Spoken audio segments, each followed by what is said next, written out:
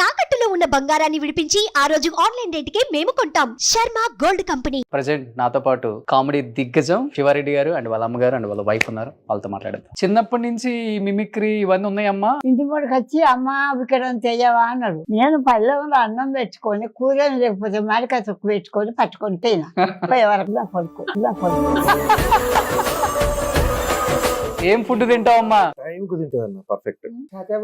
ఏడైతే విద్య 7:30 అయితే అనుకుంటా అని అంటది. ఒకవేళ కనుక పుసుకున్నది ఏదైనా పనిలో పడిపోయి తీసుకురాలేదు అనుకో, ఒకటి దాటింది అనుకో, కాలేదానే ఒంటిగా దాటింది. ఇప్పుడున్న హీరోలు ఎవరు తెలుసు మీకు? దుడ్డు పెట్టుకొని ఎదురుతాడు. రంగమ్మ మంగమ్మ సాంగ్ రంగమ్మ మంగమ్మ ఒకసారి పాడండి. మంగమ్మ మంగమ్మ పక్కనే ఉంటావు పట్టించుకోవు. అదే కదా అదే. సో ఈ రోజు మన ముగ్గురం కలిసి ఆయనతో కావాల్సిన వాయిస్లు చేయించుకుందాము. చిరంజీవి గారు. రోషన్ తను ఎప్పుడు నేను అడుగుతూ ఉంటుంది, రోషన్ అంకుల్ బాగా చేస్తాడు, రోషన్ అంకుల్ కాదు ఫీల్ అవుతాడు అన్నయ్య అని. పెద్ద ఎన్టీఆర్ గారు. రోషన్ చూస్తుంటే నా మనవడు గుర్తొస్తున్నాడు, ఏం కావాలో కోరుకో. ఏమిటి? మీ ఇల్లు కావాలి, మీ ఇల్లు కావాలి. ఏదైనా ఇంకొక ఇల్లు చూపించు, అక్కడికి వెళ్తాము, నువ్వు ఇది తీసుకో, నేనేమి కావాలి ఇదే కావాలని పట్టుబట్టలు ఏమచ్చా.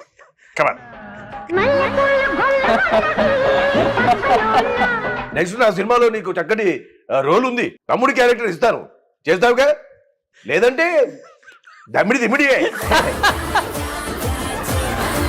పీక్లో ఉన్న శివారెడ్డి ఒక్కసారిగా ఆఫర్లు లేక కొంచెం డిప్రెషన్లోకి వెళ్ళారు. వాస్తవం ఆ మాట?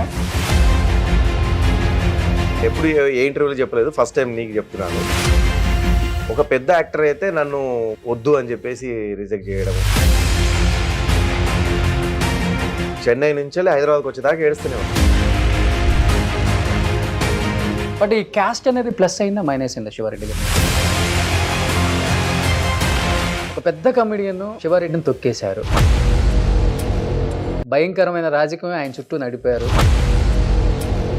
చాలా మంది దగ్గర ఏడ్చారు కూడా, అనేది వాస్తవం కాదా? ఇప్పటికీ కళ్ళమ నీళ్ళు వస్తున్నాయి అది చెప్తుంటే మీకు ఎంత బాధ అనిపిస్తుంది అంటే, ఇన్ని కష్టాలు పడి వచ్చినాను కదా. పంచాయతీలో ల్యాండ్ ఉంటే ల్యాండ్ కూడా పంచాయతీలో మేము మీ వైపు ఫేవర్గా చెప్తాము అని చెప్పేసి ఆ ల్యాండ్ తీసేసుకున్నారు. ఇంట్లో తెలియకుండా అక్కడ ఆఫీస్ బాయ్గా పనిచేయడం, ఏపీఎస్సీ బిఎన్ దానిలో ఆయిల్ ట్యాంకులు క్లీన్ చేయడం, గోవర్కంలో బట్టల షాపులో పనిచేశాను. యాక్చువల్లీ మాకు పొలాలు కూడా ఉండే, ఆ పొలాలు మేము ఎవరికైతే అమ్మామో మళ్ళీ అందులో మా అమ్మ పని చేయడానికి పోయింది. ఒకనొక టైంలో బ్యాంక్ బ్యాలెన్స్ లేని రోజులు కూడా ఉన్నాయి కదా. మా వాచ్మెన్ చెన్నారావు అని ఉండేవాడు, ఆ వాచ్మెన్ కి ఇచ్చిన శాలరీలో నుంచి మళ్ళీ నేను 3000 అడుగుతున్నాను.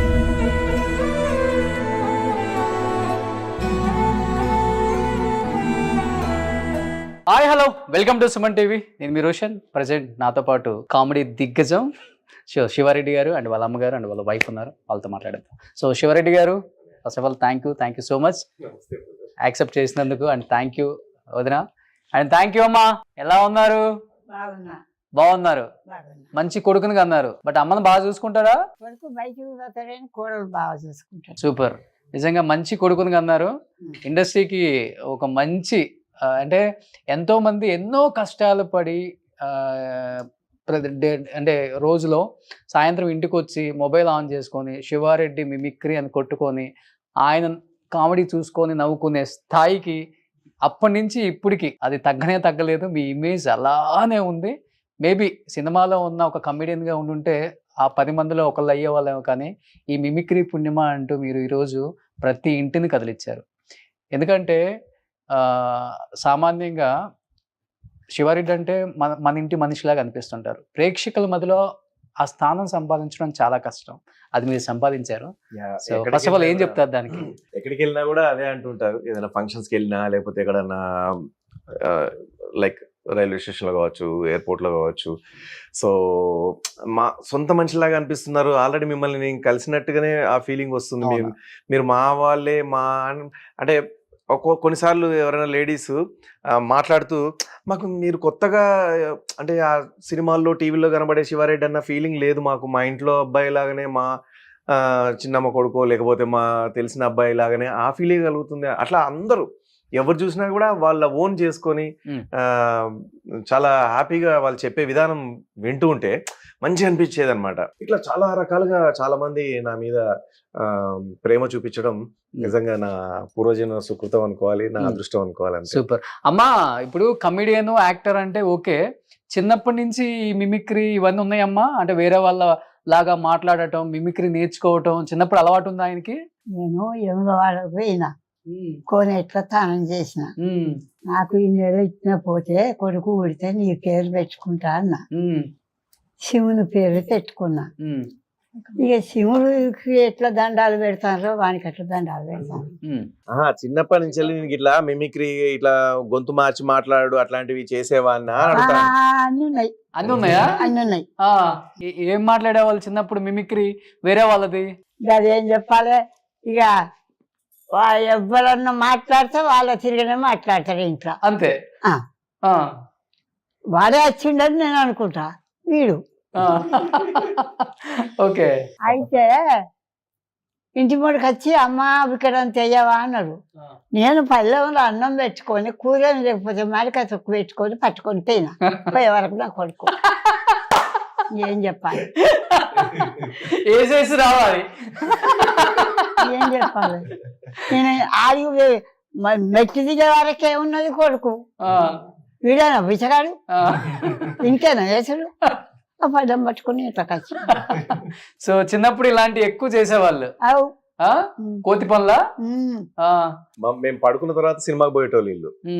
సో మేము ఏం చేసేది, పడుకున్నట్టుగా యాక్ట్ చేసేది. పడుకున్నట్టుగా యాక్ట్ చేస్తే పన్నారు పారి పారి పారి పారి అని చెప్పేసి బయలుదేరేటోళ్ళు అన్నట్టు. సో వాకబుల్ డిస్టెన్సే మా ఇంటి నుంచి వెళ్ళి థియేటర్. సో వీళ్ళు కొంచెం ఎప్పుడైతే మా ఇల్లు దాటేసి మా కాలనీ దాటుతున్నారనగానే అప్పుడు మెల్లిగా అది అర్థమైపోతుంది మా కాలనీ దాటేశారని. అంత టైం, ఒక చిన్న టైం గ్యాప్ ఇచ్చేసి వెనకాల ఉరుక్కుంటూ పోయేటోళ్ళం. అమ్మ అమ్మ అని అక్కడ పోయినాక మధ్యలో దారిలో అమ్మ అని ఏడిస్తే, అగో వీళ్ళు పన్నారు కదనే అట్లా ఎట్లా లేచి వచ్చారు అంటే, ఏమో మేలుకి వచ్చింది వచ్చినామంటే ఇక అప్పుడు చచ్చుకుంటూ మమ్మల్ని కూడా సినిమాలు తీసుకుపోయేటోళ్ళు. ఓకే. లేకపోతే సినిమాలకు తీసుకుపోయేటోళ్ళు కాదు. మొత్తం 13 మంది మీరు? అంటే చనిపోయిన వాళ్ళు ఉన్నారు. సో ఫస్ట్ 13 మంది 13 మందిని అన్నది, కానీ అందరూ చనిపోయినారు. 8 మంది ఉండే. 8 మంది ఉన్నారు. 8 మందిలో ఇప్పుడు ఒక 15 years 14 years బ్యాక్ ఇంకొక అతను చనిపోయినారు. సో ఇప్పుడు పెళ్ళవ్వక ముందు శివారెడ్డి గారు మ్యాచ్ వచ్చినప్పుడు మీ ఫీలింగ్ ఏంటి వదిన? యాక్చువల్గా మీరు బిగినింగ్ లో అన్నట్టు అందరం తన వీడియోస్ చూసే ఎంజాయ్ చేస్తూ ఉండేవాళ్ళమని. అందులో నేను బిగ్గెస్ట్ ఫ్యాన్ ఇంకా తనకి. అసలు తనది జీ తెలుగులో తను జడ్జ్ గా ఒక షో వచ్చేది, 2,22,202 సంథింగ్ అలా ఒక షో. 2,22,000 అలా ఉండేది ఆ షో.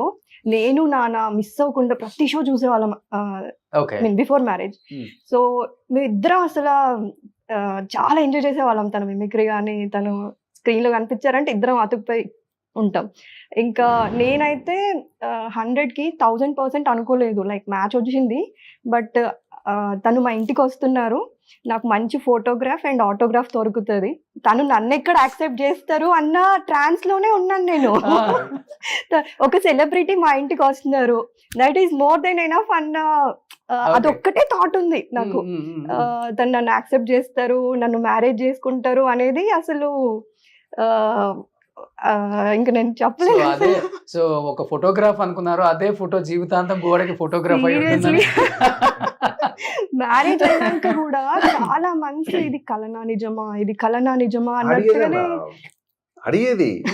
అసలు నిజంగా అండి, నిజంగా పెళ్లి చేసుకున్నారా నన్ను? ఇప్పుడు కూడా ఇప్పుడు కాదు కానీ ఇప్పుడు పిల్లలు పుట్టిన తర్వాత కాదు, పిల్లలు పుట్టిన ముందంతా అట్లనే.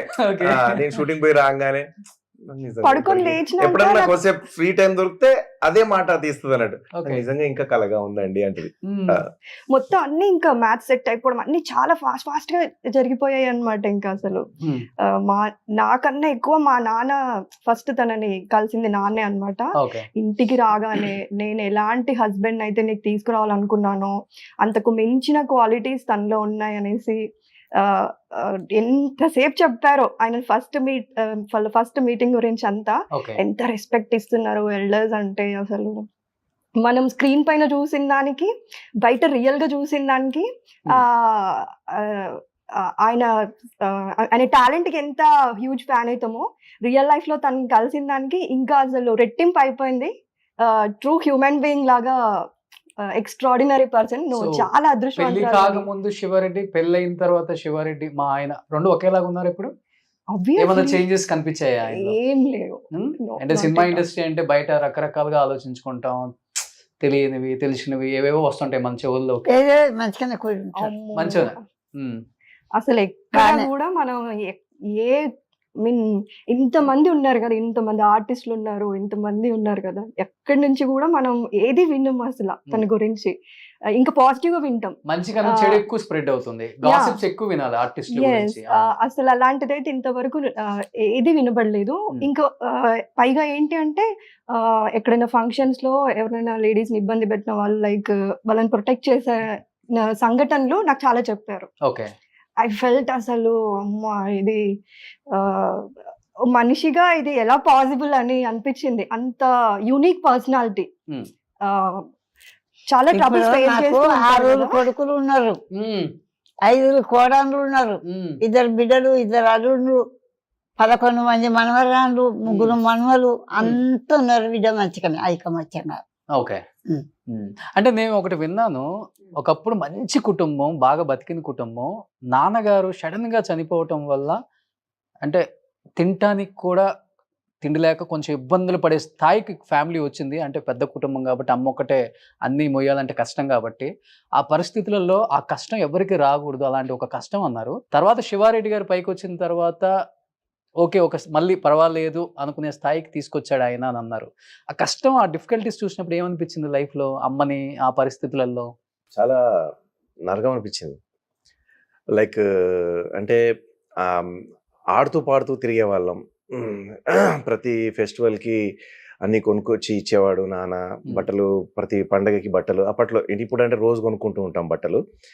అప్పుడు ఓన్లీ పండగలకే బట్టలు కుట్టించుకునే వాళ్ళం. అండ్ మంచి అంటే పెద్ద ఇల్లు అది, చాలా బెడ్రూమ్స్ అట్లా ఉండేటివి అనమాట. అయితే అది లైక్ ఎట్లా అంటే అది అది అన్నీ పోయి లైక్ ఒక అంటే ఇంకా మా అమ్మ ఎట్లాంటి మనస్తత్వం అంటే మనము అల్లుళ్ళ దగ్గర పోయి ఏం అడగొద్దు, ఉన్నదే ఏదో కలో గంజో తిని, అంటే కలో గంజో మీన్స్ తెలంగాణలో అంటారు ఆ మాట, ఉన్నదో లేదో తిని ఉన్నా లేకున్నా ఏదో తిని బతుకుదాం, మంచినీళ్ళలాగైనా బతుకుదాం, కానీ మనం వాళ్ళ దగ్గర పోవద్దు. సో కొడుకులు పెళ్ళిళ్ళు అయ్యి వాళ్ళు సపరేట్గా వాళ్ళు ఉంటున్నారు కదా, వాళ్ళ ఇళ్ళల్లో వాళ్ళకు పిల్లలు ఉన్నారు, మనం పోయి వాళ్ళకి బర్డెన్ అవ్వద్దు అని అట్లా. అంటే ఇల్లు కూడా లేదా? ఇంకా లేదు, ఇల్లు కూడా పోయింది. అప్పుడు ఇంకా అంత పోయింది. ఆ ల్యాండ్ వేరే ఏదో పంచాయతీలో ల్యాండ్ ఉంటే ల్యాండ్ కూడా పంచాయతీలో మేము మీ వైపు ఫేవర్గా చెప్తాము అని చెప్పేసి ఆ ల్యాండ్ తీసేసుకున్నారు. అది పెద్దంపేట అని, అంటే మా రామగుండంకి కొంచెం పక్కనే అంటుకొని ఉంటుంది అనమాట ఒక కాలనీ, సి కాలనీ అని దాని పక్కనే ఉంటుంది. ఆ సి కాలనీ దాటంగానే ఉంటుంది, అక్కడ ల్యాండ్ ఉండే అది పోయింది, అది తీసేసుకున్నారు. అప్పుడు నాకు బాగా గుర్తు, ఒక రేకుల ఇల్లు రెంట్కి తీసుకున్నాం. అది ఆ రేకుల ఇంట్లోనే మేము బ్రదర్స్ అమ్మ ఉండేవాళ్ళం. సో యాక్చువల్లీ ఏంటంటే నాకేమి సిగ్గు మొమాటం లేదండి, ఎందుకంటే చాలా అంటే నాకు అది అట్లాంటివి దాచిపెట్టుకొని బయటికి మాత్రం మంచిగా చెప్పవచ్చు, కానీ నాకు అట్లా ఇష్టం ఉండదు ఎప్పుడు. అంటే నేను ఏం చెప్తున్నా అంటే ఒరిజినాలిటీ చెప్తున్నాను అనమాట. ఆ రేకుల ఇల్లు ఒకటే రూమ్ ఉంటుంది, దాని పక్కన కొంచెం కిచెన్ లాగా ఉంటుంది. ఆ ఒకటే రూమ్లో మేము బతికేవాళ్ళం. యాక్చువల్లీ ఏంటంటే ఆ గుట్ట మీద అటు సైడ్ కొంచెం బాగా పూర్ ఫ్యామిలీస్, అయితే సో చాలా పూర్ పీపుల్ ఉండే ఏరియా అనమాట. అటువంటిది అంటే వెంకటమ్మ, ప్రభావతమ్మ, సో అంత పెద్ద ఇంట్లో ఉండొచ్చి శివారెడ్డి, అది ఇట్లా అన్నీ ఇట్లా అందరూ ఇట్లా చూసేవాళ్ళం. రాను వాళ్ళల్లో మేము మింగిల్ అయిపోయి, మేము ఆ బోరింగ్ కాడికి పోయి బిందెలలో నీళ్ళు తెచ్చుకొని ఇంట్లో పెట్టడము.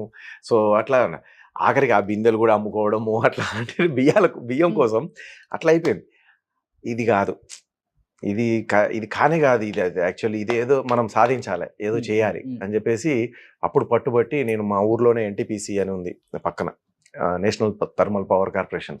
సో ఇంట్లో తెలియకుండా అక్కడ ఆఫీస్ బాయ్గా పనిచేయడం, ఏపీఎస్సీబీ అని దానిలో ఆయిల్ ట్యాంకులు క్లీన్ చేయడము, అందులోకి దిగి ఆయిల్ ట్యాంకులకి దిగి అట్లా అన్ని పనులు చేశాను అనమాట.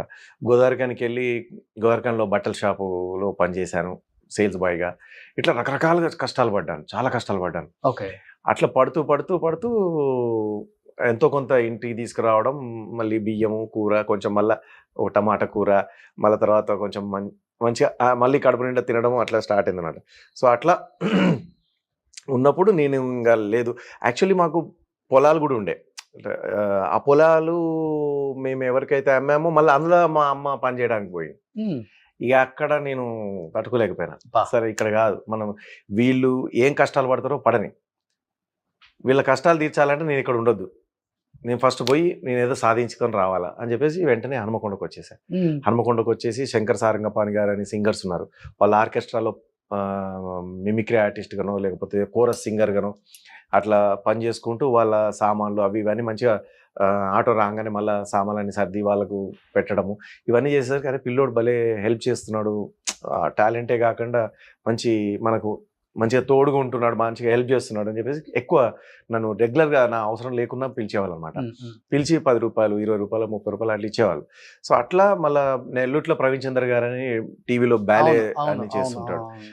ఆయన గ్రూప్లో జాయిన్ అయిపోయి ఆయన గ్రూప్లో ఉంటూ కూడా ఆయన డ్రామా బ్యాలే, ఆయన బావగా యాక్ట్ చేస్తే నేను బామ్మర్దిగా, ఆయన హీరోగా యాక్ట్ చేస్తే ఆయన ఫ్రెండ్గా, అట్లా టీవీ ఎపిసోడ్స్కి చేసేవాను అనమాట దూరదర్శన్కి.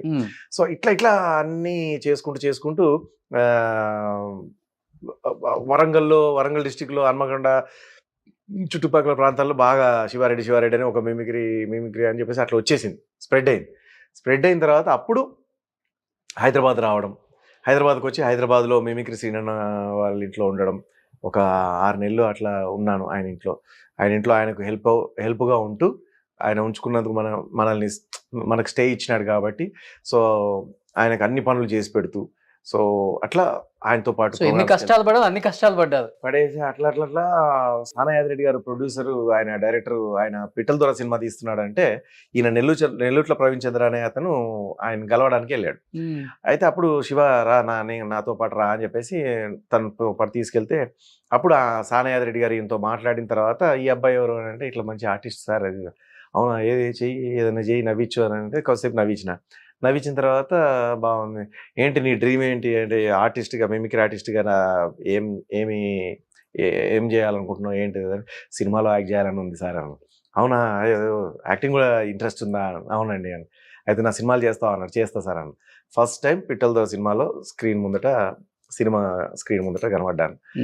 దానికి నాకు 500 రూపాయలు ఏమో ఇచ్చారు ఆ సినిమాలో యాక్ట్ చేసినందుకు.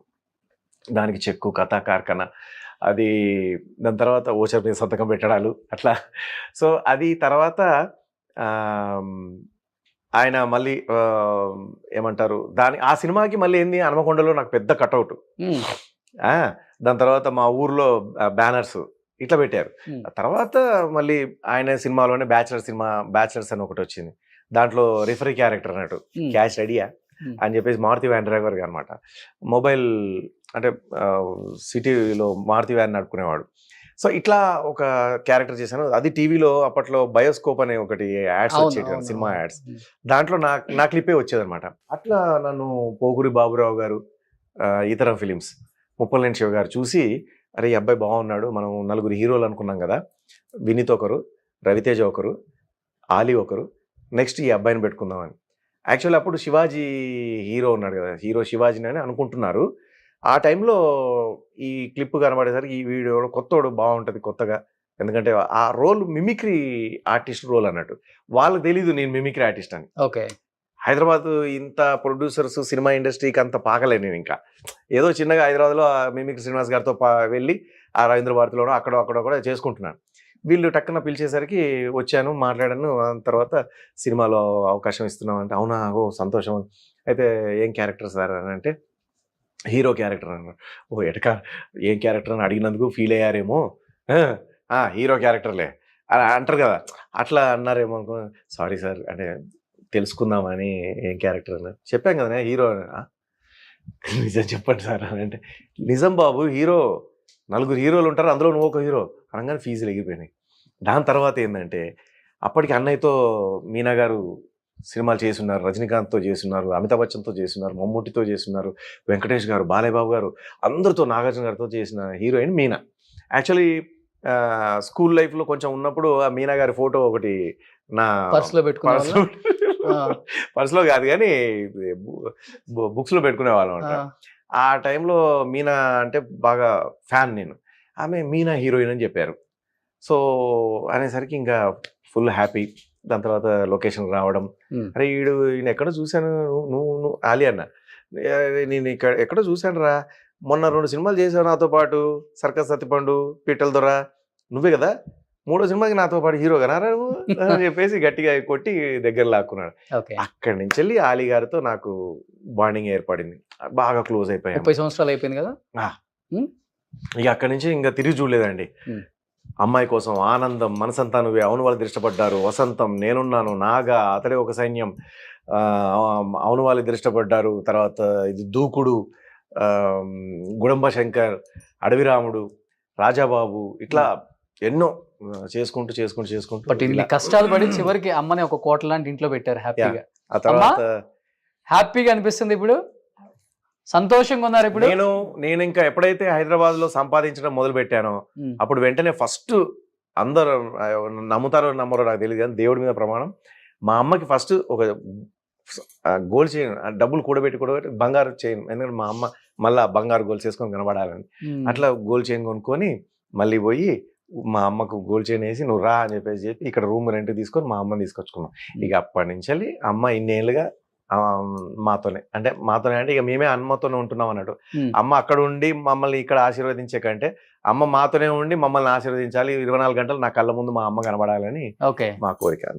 ఏమ్మా, ఏం ఆనందం తింటారు మీరు, ఎంత స్ట్రాంగ్ గా ఉన్నారు 100 సంవత్సరాలు. యాక్చువల్లీ భయ్య పాపం తను మొన్న మెట్ల దగ్గర పడిపోయింది, కళ్ళు తిరిగి పడిపోయింది. పడిపోతే అసలు ఇంకా మాకు చాలా భయమైంది, అసలు మాట్లాడలే, చాలాసేపు వరకు మాట్లాడలే, ఇట్లా కొట్టి అంత ఇట్లా అని, తర్వాత ఇక్కడ ఇట్లా ప్రెస్ చేసి అంత చేస్తే అప్పుడు మళ్ళీ కొంచెం మేలుకొచ్చింది. మళ్ళీ వెంటనే నీళ్ళు ఆపేసి హాస్పిటల్ తీసుకుపోయి జాయిన్ చేసాము. అయితే ఇక్కడ బోన్ క్రాక్ వచ్చేసింది, ఫ్రాక్చర్ అయింది, సో గజ్జలల్లా. సో బాగానే కోలుకున్నారు వెంటనే. 8 months బెడ్ రెస్ట్. అది 8 months కాదు, 80 days. 3 months బెడ్ రెస్టే అనమాట. కదలొద్దు, లేవద్దు, అట్లే పడుకొని ఉండాలి. సో వాటర్ బెడ్ తీసుకొచ్చేసి వేసి దాని మీద పడుకోబెట్టాం. అంటే మన బెడ్ మీదనే వాటర్ బెడ్ వేసేసి దాని మీద పడుకోబెట్టి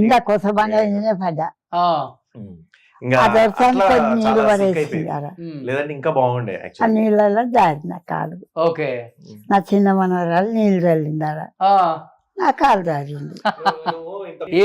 ఏం ఫుడ్ తింటావమ్మా డైలీ ఏం ఫుడ్ తింటావు?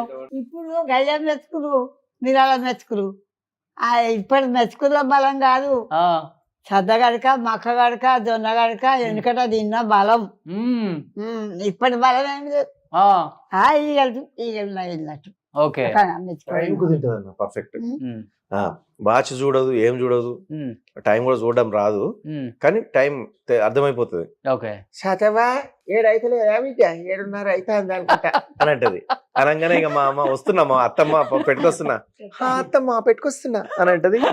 ఆమె 7:30 కాగానే ఆమె ఈ మెట్ల మీదకి వెళ్ళి రావాలి. అక్కడి నుంచి ఆమె కళ్ళ కనబడుతూనే ఉంటుంది అన్నట్టు. అయిపోయిందా 8 గంటలకు టీ తాగుతుంది, అయిపోయింది. ఇక మళ్ళా స్వాతి అని పిలుచుడు లేదు, ఈమె ఏమీ మాకు ఇబ్బంది లేదు. ఇంకా మళ్ళీ ఆమె టైం, భోజనం టైం అయ్యేదాకా ఏదైనా మధ్యలో ఏదైనా మాట్లాడేదంటే మాట్లాడుతుంది తప్ప ఇక మమ్మల్ని ఏమి ఇబ్బంది పెట్టేది అన్నట్టు. సరే మళ్ళా మధ్యాహ్నం కరెక్ట్ గా 1 గంట అవుతా ఉంటే 1 గంట కాలేదానే, ఫస్ట్ 1 గంట అయినట్టున్నది అని అంటది. తెస్తున్నా తమ్మా అంటది. ఒకవేళ కనుక పుసుక్కున్నది ఏదైనా పనిలో పడిపోయి తీసుకురాలేదనుకో, 1 దాటింది అనుకో, ఇంకా కాలేదానే 1 గంట అంటది. ఎటకారం అన్నట్టు, ఇంకా కాలేదానే 1 గంట అయింది, 1:30 అయింది, సారీ వస్తున్నా ఒక అర్ధ గంట. దిగిపోయినాయి నీడలు, ఆ నీడు ఉంటే చూడు, ఆ నీడ గోడ దిగింది, ఇక మరి ఇంకెప్పుడు పెద్ది Okay. సన్ని బట్టి సన్ను చూసి టైం కూడా కాదు. ఆ. ఓకే. వాతావరణాన్ని బట్టి చెప్పేస్తుంది. అంటే సన్ను చూసి చెప్తుంది, సన్ను చూడకుండా కూడా కొంచెం టైం ఎంత గడిచింది, నేను ఎంతసేపు అవుతాను తిని అనే దాన్ని బట్టి, అంటే వాళ్ళ బాడీలో అట్లా ఉంటదేమో ఏమో ఓకే, తెలిసిపోతుంది ఆమెకి. ఇప్పుడు మీలాగా మాట్లాడుతున్నాడా మీ అబ్బాయి?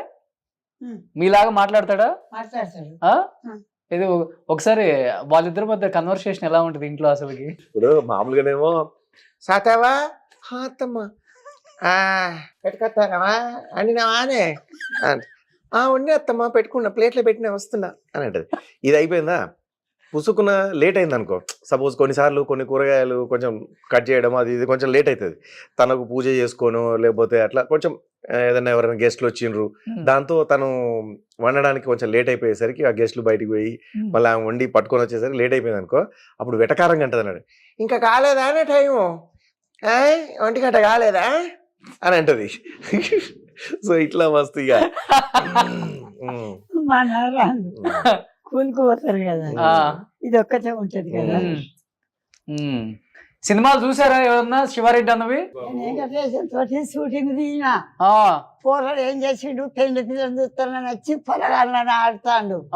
పొలగాళ్ళతో ఆడతాను, ఏమైనా దీన్ని ఏమడుగుతావు అడుగుతురా అంటే పెళ్ళ దాని దగ్గరికి పెళ్లి పిల్లల దగ్గరికి వచ్చి మా అల్లుని ముడిగడుగుతావే అంటాడు. చెప్పని కదా ఒక్కడు చెప్తా. మూవీ డైలాగ్స్ అని చెప్పేశారు. అవునా? హీరో వెంకటేష్ బాబు పెళ్లి చూపులకు వస్తాడు, వచ్చి పెళ్లి చూపులు చూడకుండా పోయి, అంటే ఈమె మనమరాల్ని పెళ్లి చేసుకోవడానికి వస్తాడు అనమాట పెళ్లి చూపులకి. సో పెళ్లి చూపులు చూడకుండా ఆడ పిల్లలతో ఆడుకుంటూ, వాళ్ళకు ఒక అబ్బాయి ఉంటాడు, ఆ అబ్బాయిని మేనల్లుడితో ఆడుకుంటూ ఉంటాడు అనమాట. అప్పుడు సీరియస్ గా వెళ్తుంది, పెళ్లి చూపులకు వచ్చి గాడ పోయి మీ ఎవరు పిల్లలతో ఆడుతున్నావు రా అనగానే వెంకటేష్ బాబు వచ్చి కూర్చొని చెప్పమ్మా మా అమ్మ అంటే, చూడు పిల్లని చూడు, పెళ్లి చూపులకు వచ్చిన గాడ ఏం చెప్తాను అంటే, ఏమైనా అడిగేది ఉంటే అడుగు అని అంటది. అంటే మా అల్లుడికి గుడ్డి కడుగుతావా అని చెప్పేసి, అంటే స్నానం పోసుడు అంటే మంచిగా చూసుకుంటావా అనగానే, ఏం అడుగుతారో పిల్లని పట్టుకొని అని అంటది. సో మీరు తీసుకెళ్లారు షూటింగ్ కి? యా, డైరెక్టర్ గారు బాబీ గారు. ఇప్పుడున్న హీరోలు ఎవరు తెలుసు మీకు? మంగమ్మ పక్కనే ఉంటాడు, పట్టించుకోడని అంటాడు. రామ్ చరణ్ గారు అని జ్ఞాపకం ఉండదు. గ్రేట్, మీరు 100కి ఇట్లా ఉన్నారంటే సూపర్. పాడు రంగమ్మ మంగమ్మ ఒకసారి పాడండి. మంగమ్మ పక్కనే ఉంటావు, పట్టించుకోవు, అదే కదా. అదే అక్కడనే ఉంటుందట, మరి పట్టించుకుంటున్నాడట. అదే మాట పచ్చాలు అన్నది. ఆఖరికి దాని ధరం అంతా దోసుకొని కందిసేండ్రు దాచిండు. కందిసేండ్రు దాస్తే ఆ కంచి చీరలన్నీ వచ్చి దాన్ని ముసురుకుంటాయి అన్ని. సినిమాలు చూస్తుంటారు అమ్మ బానే. సూపర్. అమ్మకి కొంచెం ఆపరేషన్ అయింది కాబట్టి ఎక్కువసేపు కూర్చోబెట్టలేదు ఇప్పుడు. సో అన్నకి 2 లక్ష్మీదేవులు, మహాలక్ష్ములు, వాళ్ళు వచ్చిన తర్వాత తన స్టార్డమ్మే తిరిగిందని చెప్పారు కాబట్టి పిల్లల్ని ఒక్కసారి నాన్న గురించి ఏం చెప్తారు అని, వాళ్ళు ఏం చేస్తున్నారు, వాళ్ళతో మాట్లాడే ప్రయత్నం చేద్దాం. Please come. So hi, A class అవుతున్నావు? 9th class. నువ్వు 6th class. So daddy comedy ఇష్టమా, లేకపోతే డాడీ మిమిక్రీ అంటే సినిమాల్లో కామెడీ ఇష్టమా, లేకపోతే రియల్గా చాలా స్టేజ్లలో మంచి మిమిక్రీ చేస్తారా? ఎక్కువ ఏది ఇష్టపడతారు మీరు? స్కూల్లో ఎక్కువ ఏం చెప్తారు నాన్న గురించి? స్కూల్లో అయితే movie actor and mimicry artist అని చెప్తా, but I enjoy stage shows more than movies. అవునా? ఓకే. సో మీకు కూడా అవే ఇష్టం. ఇప్పుడున్న స్కూల్ పిల్లలకు కూడా మీరు కనెక్ట్ అయ్యారంటే చూడండి. సో స్కూల్లో అందరికి తెలుసా మీరు శివారెడ్డి గారి పాపని? తెలుగు వాళ్ళకి most of them know. Okay. So ఎవరైనా ఇంటికి వస్తారా డాడీతో మంచిగా కామెడీ చేయించుకోవడానికి? వస్తుంటారా? ఒక్కొక్కసారి ఒకవేళ నేను ఇన్వైట్ చేసినప్పుడు వస్తే దెన్ మాట్లాడతారు. సో డాడీ మాట్లాడే వాయిస్లలో మీకు బాగా ఇష్టమైంది ఏంటమ్మా? మోస్ట్లీ నానమ్మదేనా? సో పిల్లలతో కూడా మాట్లాడతారా శివన్న? అప్పుడప్పుడు. సో ఇంత స్వీట్ గా మాట్లాడుతుంది, మీరు కూని చేయదు దాన్ని. వాడి పిల్లల్లాగా మాట్లాడతారా అని అడుగుతున్నావా, లేకపోతే మీ పిల్లల్లాగా? లేదు, నేర్చుకోలేదు. అంటే నా బేస్ వాయిస్ కి వాళ్ళ వాయిస్ కి కొంచెం సెట్ అవ్వదు. నీకేది ఇష్టం రా నాన్నది? నాన్న ఎవరిలాగా మాట్లాడితే ఎక్కువ ఇష్టపడతావు నువ్వు? తాత. నాన్నగారు బాగా మాట్లాడతారా? అంటే ఎవరికి అంటే ఇప్పుడు అమ్మ అంటే మాట్లాడుతుంది కాబట్టి మా మీకు నాన్నగారి గురించి చెప్పేది తను. వీళ్ళ వాళ్ళ ఫాదర్ మా father ఓకే గురించి. అంకుల్ కూడా చూసి ఎంజాయ్ అంకుల్ చూడలేదు కదా. ఇప్పుడు మీరంటే మా అమ్మని చూసారు కాబట్టి మాట విన్నారు కాబట్టి వెంటనే మీకు అయితే బిడ్డ అప్పుడు అంటే ఏమైందంటే అంగమ్మ మంగమ్మ తేనె కుట్టింది తేగలు కుట్టింది ఇట్లా మీరు చూసినారు కాబట్టి నేను అనేది మీకు అర్థమైంది. వాళ్ళ నాన్న ఉండి ఉంటే వాళ్ళ నాన్నతో మాట్లాడించి వెంటనే నేను మాట్లాడి ఉంటే బాగుండేది. ఓకే బట్ స్టిల్ వాళ్ళ నాన్న ఎట్లా అంటే పిల్లల నుంచి ఇప్పుడు చాలా పొద్దున్నే- మాట్లాడుంటారు కదా. పొద్దున్నే ఫోన్ చేస్తాడు. డైలీ మార్నింగ్ వస్తుంది ఫోన్. హలో స్వాతి బాగున్నావానే? లేచిర్రా పిల్లలు పోయినరా స్కూల్ పోయినరా? అల్లుడు ఏం చేస్తుండ? అల్లుడు లేచిండా? ఇంతసేపు అన్నాడా? ఇంతసేపు వండుకున్నాడా? లేపో కాదు నాన్న ప్రోగ్రామ్ పోయేస్తే ఓకే వద్దు లేపకు అట్లా. ఓకే సో ఇక వీళ్ళ మామూలుగా ఏం పిల్లల వండుకున్నావు నుంచి చిన్నప్పుడు చాలా క్వశ్చన్లు ఉండి ఉంటాయి కదా. క్వశ్చన్స్ ఏం లేవు. ఫుల్ ఫ్లాట్ అయిపోయిండు. ఫుల్ ఫ్లాట్ అయిపోయిండు. వాళ్ళ నాన్న అంటే మా మామయ్య వాళ్ళ నాన్న కూడా వచ్చాడు. ఓకే మా మామయ్య వాళ్ళ తమ్ముడు శ్రీనివాస్ రెడ్డి అని సీనిమామ కూడా వచ్చినాడు. సో తాతయ్య వెంకటరెడ్డి. ఓకే సో ఆయన వచ్చారు. వీళ్ళు ముగ్గురు వచ్చారు అని చూడడానికి. సో వాళ్ళ ముగ్గురు ఫుల్ ఫ్లాట్ అయిపోయి వెంటనే ఎంగేజ్మెంట్ వెంటనే పెళ్లి అంతే. సో అట్లా మామయ్య ఏం పెద్దగా క్వశ్చన్స్ ఏం అడగలే.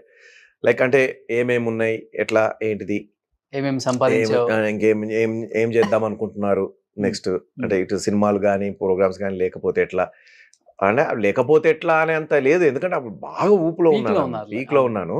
సో మామూలుగా ఏంటి అని అంటే ఇల్లు గిల్లు వచ్చి చూస్తాము ఓకే చేస్తాము అని చెప్పేసి అని అన్నారు. మా ఇంటికి వచ్చారు. శ్రీనగర్ కాలనీలో ఉంటున్నప్పుడు. సో వచ్చి చూసి అంత అది చూడగానే అదే ఫ్యామిలీ ఇల్లు ఉన్నట్టుగానే అనిపిస్తుంది, అంత నీట్గా ఉంచుకుంటున్నారు అది ఇదని అన్నారు.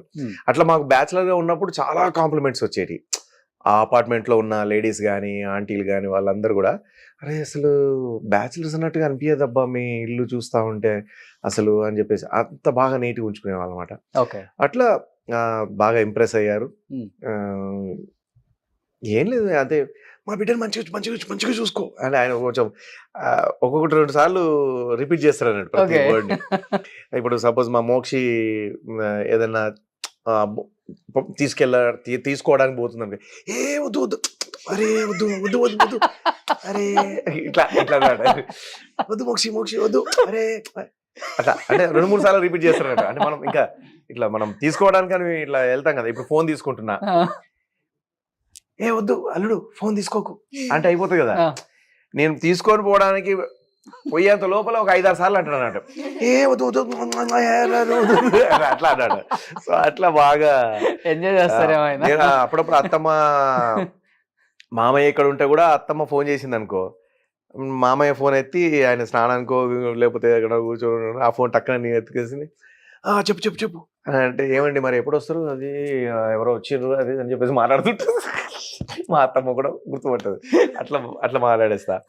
కొన్నిసార్లు ఏమో మన మామయ్య ఫోన్ చేస్తే స్వాతి ఫోన్కి చేస్తాడు కదా, స్వాతి ఫోన్ లిఫ్ట్ చేస్తా.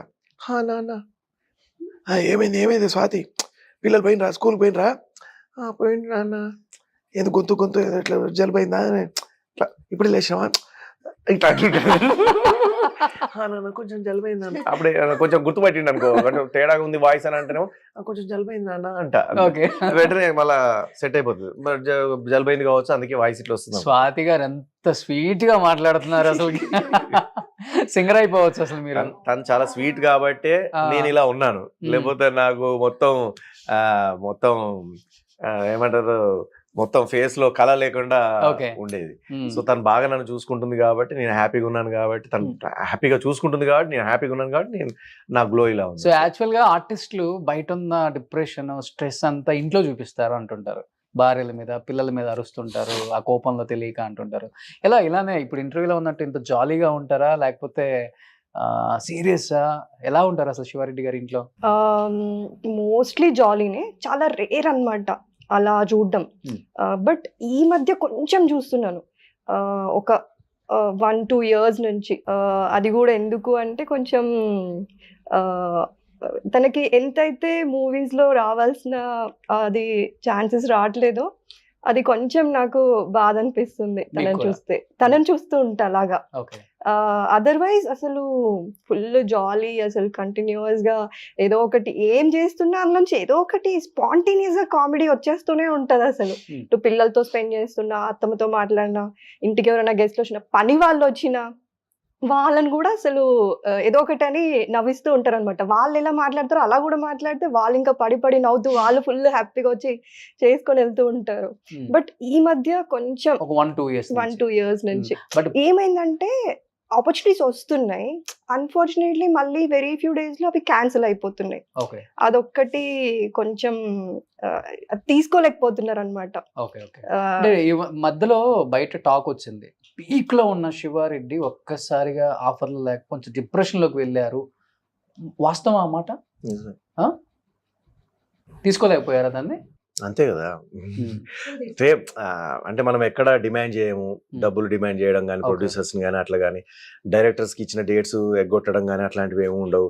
నాకు నేను ఇంకెంత ఇదిగా ఉంటానంటే, డైరెక్టర్ గారు సపోజ్ ఒక 5th నుంచి వెళ్ళి 10th వరకు అన్నాడు అనుకోండి, నేను 4th బ్లాక్ చేసి పెడతాను, 12th కూడా బ్లాక్ చేసి పెడతాను, 11th 12th కూడా. ఎందుకంటే షూటింగ్ ముందుకైతే రాదు కానీ ఎక్స్టెన్షన్ అయ్యే అవకాశం ఉంటుంది. సో అందుకని 10th వరకు డేట్ అడిగితే నేను 11th 12th కూడా వేరే ఏం ఒప్పుకోకుండా జాగ్రత్త పడుతుంటా. అంత పద్ధతిగా ఉంటా, అంత ఇదిగా ఉంటా. ప్లస్ నాకు ఇచ్చిన క్యారెక్టర్లు మీరు చూడండి, నెగిటివ్ రోల్ ఇస్తే నెగిటివ్ రోల్ న్యాయం చేశా, ఒక పిచ్చోడు క్యారెక్టర్, ఒక బిత్తిరిగోడు క్యారెక్టర్ ఇస్తే అట్లా దానికి న్యాయం చేశా, ఒక రౌడీగా ఇస్తే రౌడీగా చేశా, ఒక ముస్లిం క్యారెక్టర్ ఇస్తే ముస్లిం క్యారెక్టర్ న్యాయం చేశా, సర్దార్జీకి క్యారెక్టర్ ఇస్తే సర్దార్జీకి యాస్టీస్ దిగిపోతుంది. మీకు ఇప్పుడు చూడడానికి ఇట్లా కనబడతాను కానీ మీరు ఒక సర్దార్జీ క్యారెక్టర్ అనగానే ఇప్పుడు సర్దార్జీ వేషం వేసుకొని వస్తే మీరు నమ్మరు అసలు, అట్లుంటది. సో ఏ రోల్ ఇస్తే ఆ రోల్ నేను అద్భుతంగా ఇది చేయగలుగుతా. ముస్లిం క్యారెక్టర్ వేస్తే ముస్లిం లాగానే ఉంటా, నెగిటివ్ రోల్ వేస్తే నెగిటివ్ రోల్, ఒక రగ్గడ్ క్యారెక్టర్ వేస్తే రగ్గడ్గా అబ్బా వీడు ఇంత రఫా అనుకుంటాం, సాఫ్ట్ క్యారెక్టర్ వేస్తే సాఫ్ట్గా ఉంటాం. అట్లా ఏ క్యారెక్టర్ అంటే ఆ క్యారెక్టర్ న్యాయం చేశాను, సూట్ అవుతాను. దూకుల్లో లేడీ గెటప్ వేస్తే లేడీ కూడా ఒక ఆంటీ, అది కావాలని అంటే ముందే ఆడియన్స్ చెప్తాం. ఒక శివారెడ్డి అనే మిమిక్రీ ఆర్టిస్ట్ ఉన్నాడు, వాడు మనకు ప్రతి కోట శ్రీనివాసరావు గారిని తర్వాత ఇంకొకరిని చంపేటప్పుడు మనము ఇతన్ని వాడుకుంటున్నాం కదా, అతన్ని పిలిపియండి లేడీ గెటప్లో అని చెప్పేసి మనకు శివారెడ్డి ఉండాలి కదా, జై శివారెడ్డి అనగానే అట్లా లేడీ గెటప్లో వస్తా. అంటే అదే సినిమాలో ఎన్నో రకాల వేషాలు వేసుకున్నాడు, జుంపాలు జుట్టు వేసుకొని ఎత్తుపాలు పెట్టుకొని సోడబుడిగా నాయనా నాయనా ఎంత పని చేసిపోయినావు నాయనా నాయనా అని చెప్పేసి అట్లా కోట శ్రీనివాసరావు గారి దగ్గరనో అక్కడ ఇట్లా వస్తూ పోతూ ఉంటా. ఎన్ని రకాల గెటప్లు వేస్తే అన్ని రకాల మంచిగా పర్ఫెక్ట్ గా అద్దినట్టుగానే ఉంటాయి నాకు. మంచి అలాంటి క్యారెక్టర్ దూకుడే. మేము తర్వాత చిన్న చిన్న సినిమాలే కానీ దూకుడులో పెద్ద సినిమాలు పెద్ద స్టార్ తో అంటే లాస్ట్ మిమ్మల్ని చూసి దూకుడు అంతే. ఇక దాని తర్వాత అన్ని చిన్న చిన్న సినిమాలు. ఎందుకని అంటే ఇండస్ట్రీకి మీరు బాగా కావాల్సిన వాళ్ళు అందరికి సుపరిచితులు. శివారెడ్డి అంటే అంత మావాడు అనుకునే వాళ్ళే. అంటే ఇండస్ట్రీ దూరం పెట్టిందా లేకపోతే ఎక్కడ ఇది గ్యాప్ వచ్చింది తెలియదు అన్నయ్య నాకు. అంటే మరి ఏమన్నా లేనిది నా మీద ఏమన్నా స్ప్రెడ్ చేశారా ఎవరన్నా వాళ్ళు? లేనిదంటే మనం వాళ్ళు ఏం చెప్పారో తెలియదు కదా. మీరు వినే ఉంటారు కదా, వినే ఉంటారు కదా ఎవరొకరి ద్వారా. అంటే అట్లా నేనేమి అంత పర్ఫెక్ట్ గా నేనేం చెప్పలేను కానీ బట్ సో అసలు ఎప్పుడు ఏ ఇంటర్వ్యూలో అంటే మిగతా వాళ్ళ గురించి నాకు తెలియదు కానీ ఎప్పుడు ఏ ఇంటర్వ్యూలో చెప్పలేదు, ఫస్ట్ టైం నీకు చెప్తున్నాను. ఒక పెద్ద యాక్టర్ అయితే నన్ను ఆ లొకేషన్కి పోయి మేకప్ వేసుకున్నాను, ఆర్టిస్ట్గా తయారయ్యాను. ఇంతకుముందు అడిగితే కూడా నేను ఎప్పుడు ఆయన పేరు చెప్పలేదు, ప్లస్ అట్లాంటిది ఏం లేదన్నట్టుగానే వదిలేశాను ఎందుకు అని చెప్పేసి. బట్ ఇంకా 50 ఏళ్ళు దగ్గర వస్తున్నాయి నాకు, ఇంకా నేను చెప్పకపోతే బాగుండదు కానీ అక్కడ ఆ పెద్ద ఆర్టిస్ట్ నన్ను వద్దు అని చెప్పేసి రిజెక్ట్ చేయడము. సో అంత పెద్ద ఆర్టిస్ట్ నన్ను వద్దు అని చెప్పేసి రిజెక్ట్ చేయడం. ఆల్రెడీ మొత్తం గెటప్ వేసుకున్నాను డైలాగ్, అది కూడా చెన్నైలో. మద్రాస్కి వెళ్ళాను ఆ రోజు, అక్కడనే షూటింగ్. సో తట్టుకోలేకపోయినా, అంటే అంత ఇష్టము ఆయన, నేను అంత క్లోజ్ అతనితో, అంత బాగుంటాను, మరి ఎందుకు అట్లా చేశాడు, ఎందుకు అన్నాడు నన్ను అని చెప్పేసి. అది అక్కడ ఉన్న డైరెక్షన్ డిపార్ట్మెంట్కి అర్థమైంది. అంత మేము ఏమీ చేయలేము సార్ అది. మేనేజర్ కూడా చాలా బాధపడుకుంటూ, నేను ఏడుస్తుంటే ఆయన బాధపడిపోయా. మళ్ళా అప్పుడు ట్రైన్లో రావడం చెన్నై నుంచి హైదరాబాద్కి వచ్చేదాకా ఏడుస్తూనే ఉన్నాను. నన్ను ఎదురుగుండా సీట్లలో కూర్చున్న వాళ్ళంతా ఏమైంది బాబు ఏంటిది, అరే వీడేమన్నా సూసైడ్ చేసుకోవడానికి పోతున్నాడా, లేకపోతే ఎందుకు ఏడుస్తున్నాడు, ఎందుకు ఇంత ఎవరన్నా పోయారా వీళ్ళ ఇంట్లో అనే టైప్లో చాలామంది వచ్చినట్టుగా ఏ స్టేషన్లో అడిగేవాళ్ళు అనమాట. నా ఫేస్ చూసేసి అంత ఎర్రగా అయిపోయి కళ్ళు ఆపుకున్నా కూడా ఆగట్లేదు. ఎందుకంటే పెళ్ళైనాక ఫస్ట్ నేను యాక్ట్ చేయబోయిన మూవీ అది. సో నేను ఎంతో గ్రేట్గా ఇంటికి వచ్చి నా వైఫ్తో షేర్ చేసుకుందాం అని అనుకున్నది రావడమే బ్యాడ్ షేర్ చేసుకున్నాను అనమాట. సో ఇంకా అప్పుడు అనిపించింది, అరే ఎందుకు అంటే ఏదో జరుగుతుంది సంథింగ్ నాకు తెలియకుండా అని అనిపించింది. పాలిటిక్స్ నడిచాయి మీ మీద అనుకున్నాను.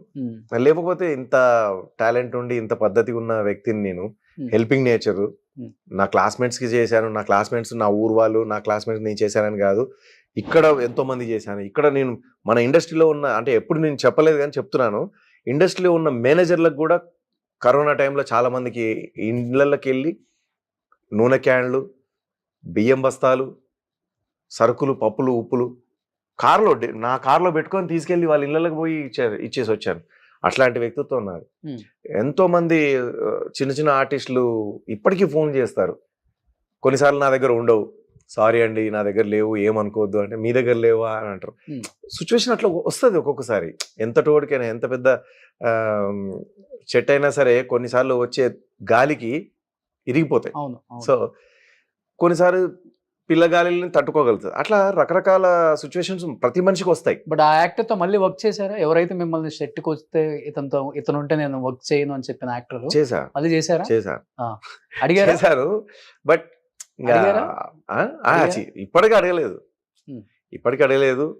సో అంటే ఇంకా అంటే నేనేమనుకుంటున్నానంటే, ఎవరైతే ఒకరిద్దరు వ్యక్తులు నా మీద బ్యాడ్గా స్ప్రెడ్ చేయాలని అనుకున్నారో కావచ్చు, అట్లాంటి వాళ్ళు ఏం చూసి నన్ను మీద ఎందుకు వాళ్ళకు అట్లా పుట్టిందంటే, అరే వీడిటు దేశ విదేశాలలో ప్రోగ్రాములు చేసుకుంటున్నాడు, మళ్ళీ ఇక్కడికి వచ్చి ఇక్కడ మంచిగా షూటింగ్లు చేసుకుంటున్నాడు, మనకు షూటింగ్లు వాడికి ఆల్రెడీ అక్కడ ఒకటి ఉంది కదా ఉపాధి, మళ్ళీ మన దానిలో ఎందుకు అని. ఇప్పుడు లైక్ ఏంటంటే, నాకు 2 స్కూటర్లు ఉంటే వీడికి 2 స్కూటర్లు ఉన్నాయి కదా, మనకు ఒకటి కూడా లేదు కదా, మనం ఒకటి లాక్కుందాం అనే టైప్ అట్లా ఎగ్జాంపుల్ అయిపోయింది మీ లైఫ్ లో. అలా నన్ను సినిమాలకు దూరం పెట్టడం, వాడికి ఆల్రెడీ ప్రోగ్రామ్స్ ఉన్నాయి కదా, దానికి తోడు ఇంకా ఈ ఇల్లు కొనుక్కునేసరికి ఆయనకేంటి ఇంకా అది ఇది అని చెప్పేసి.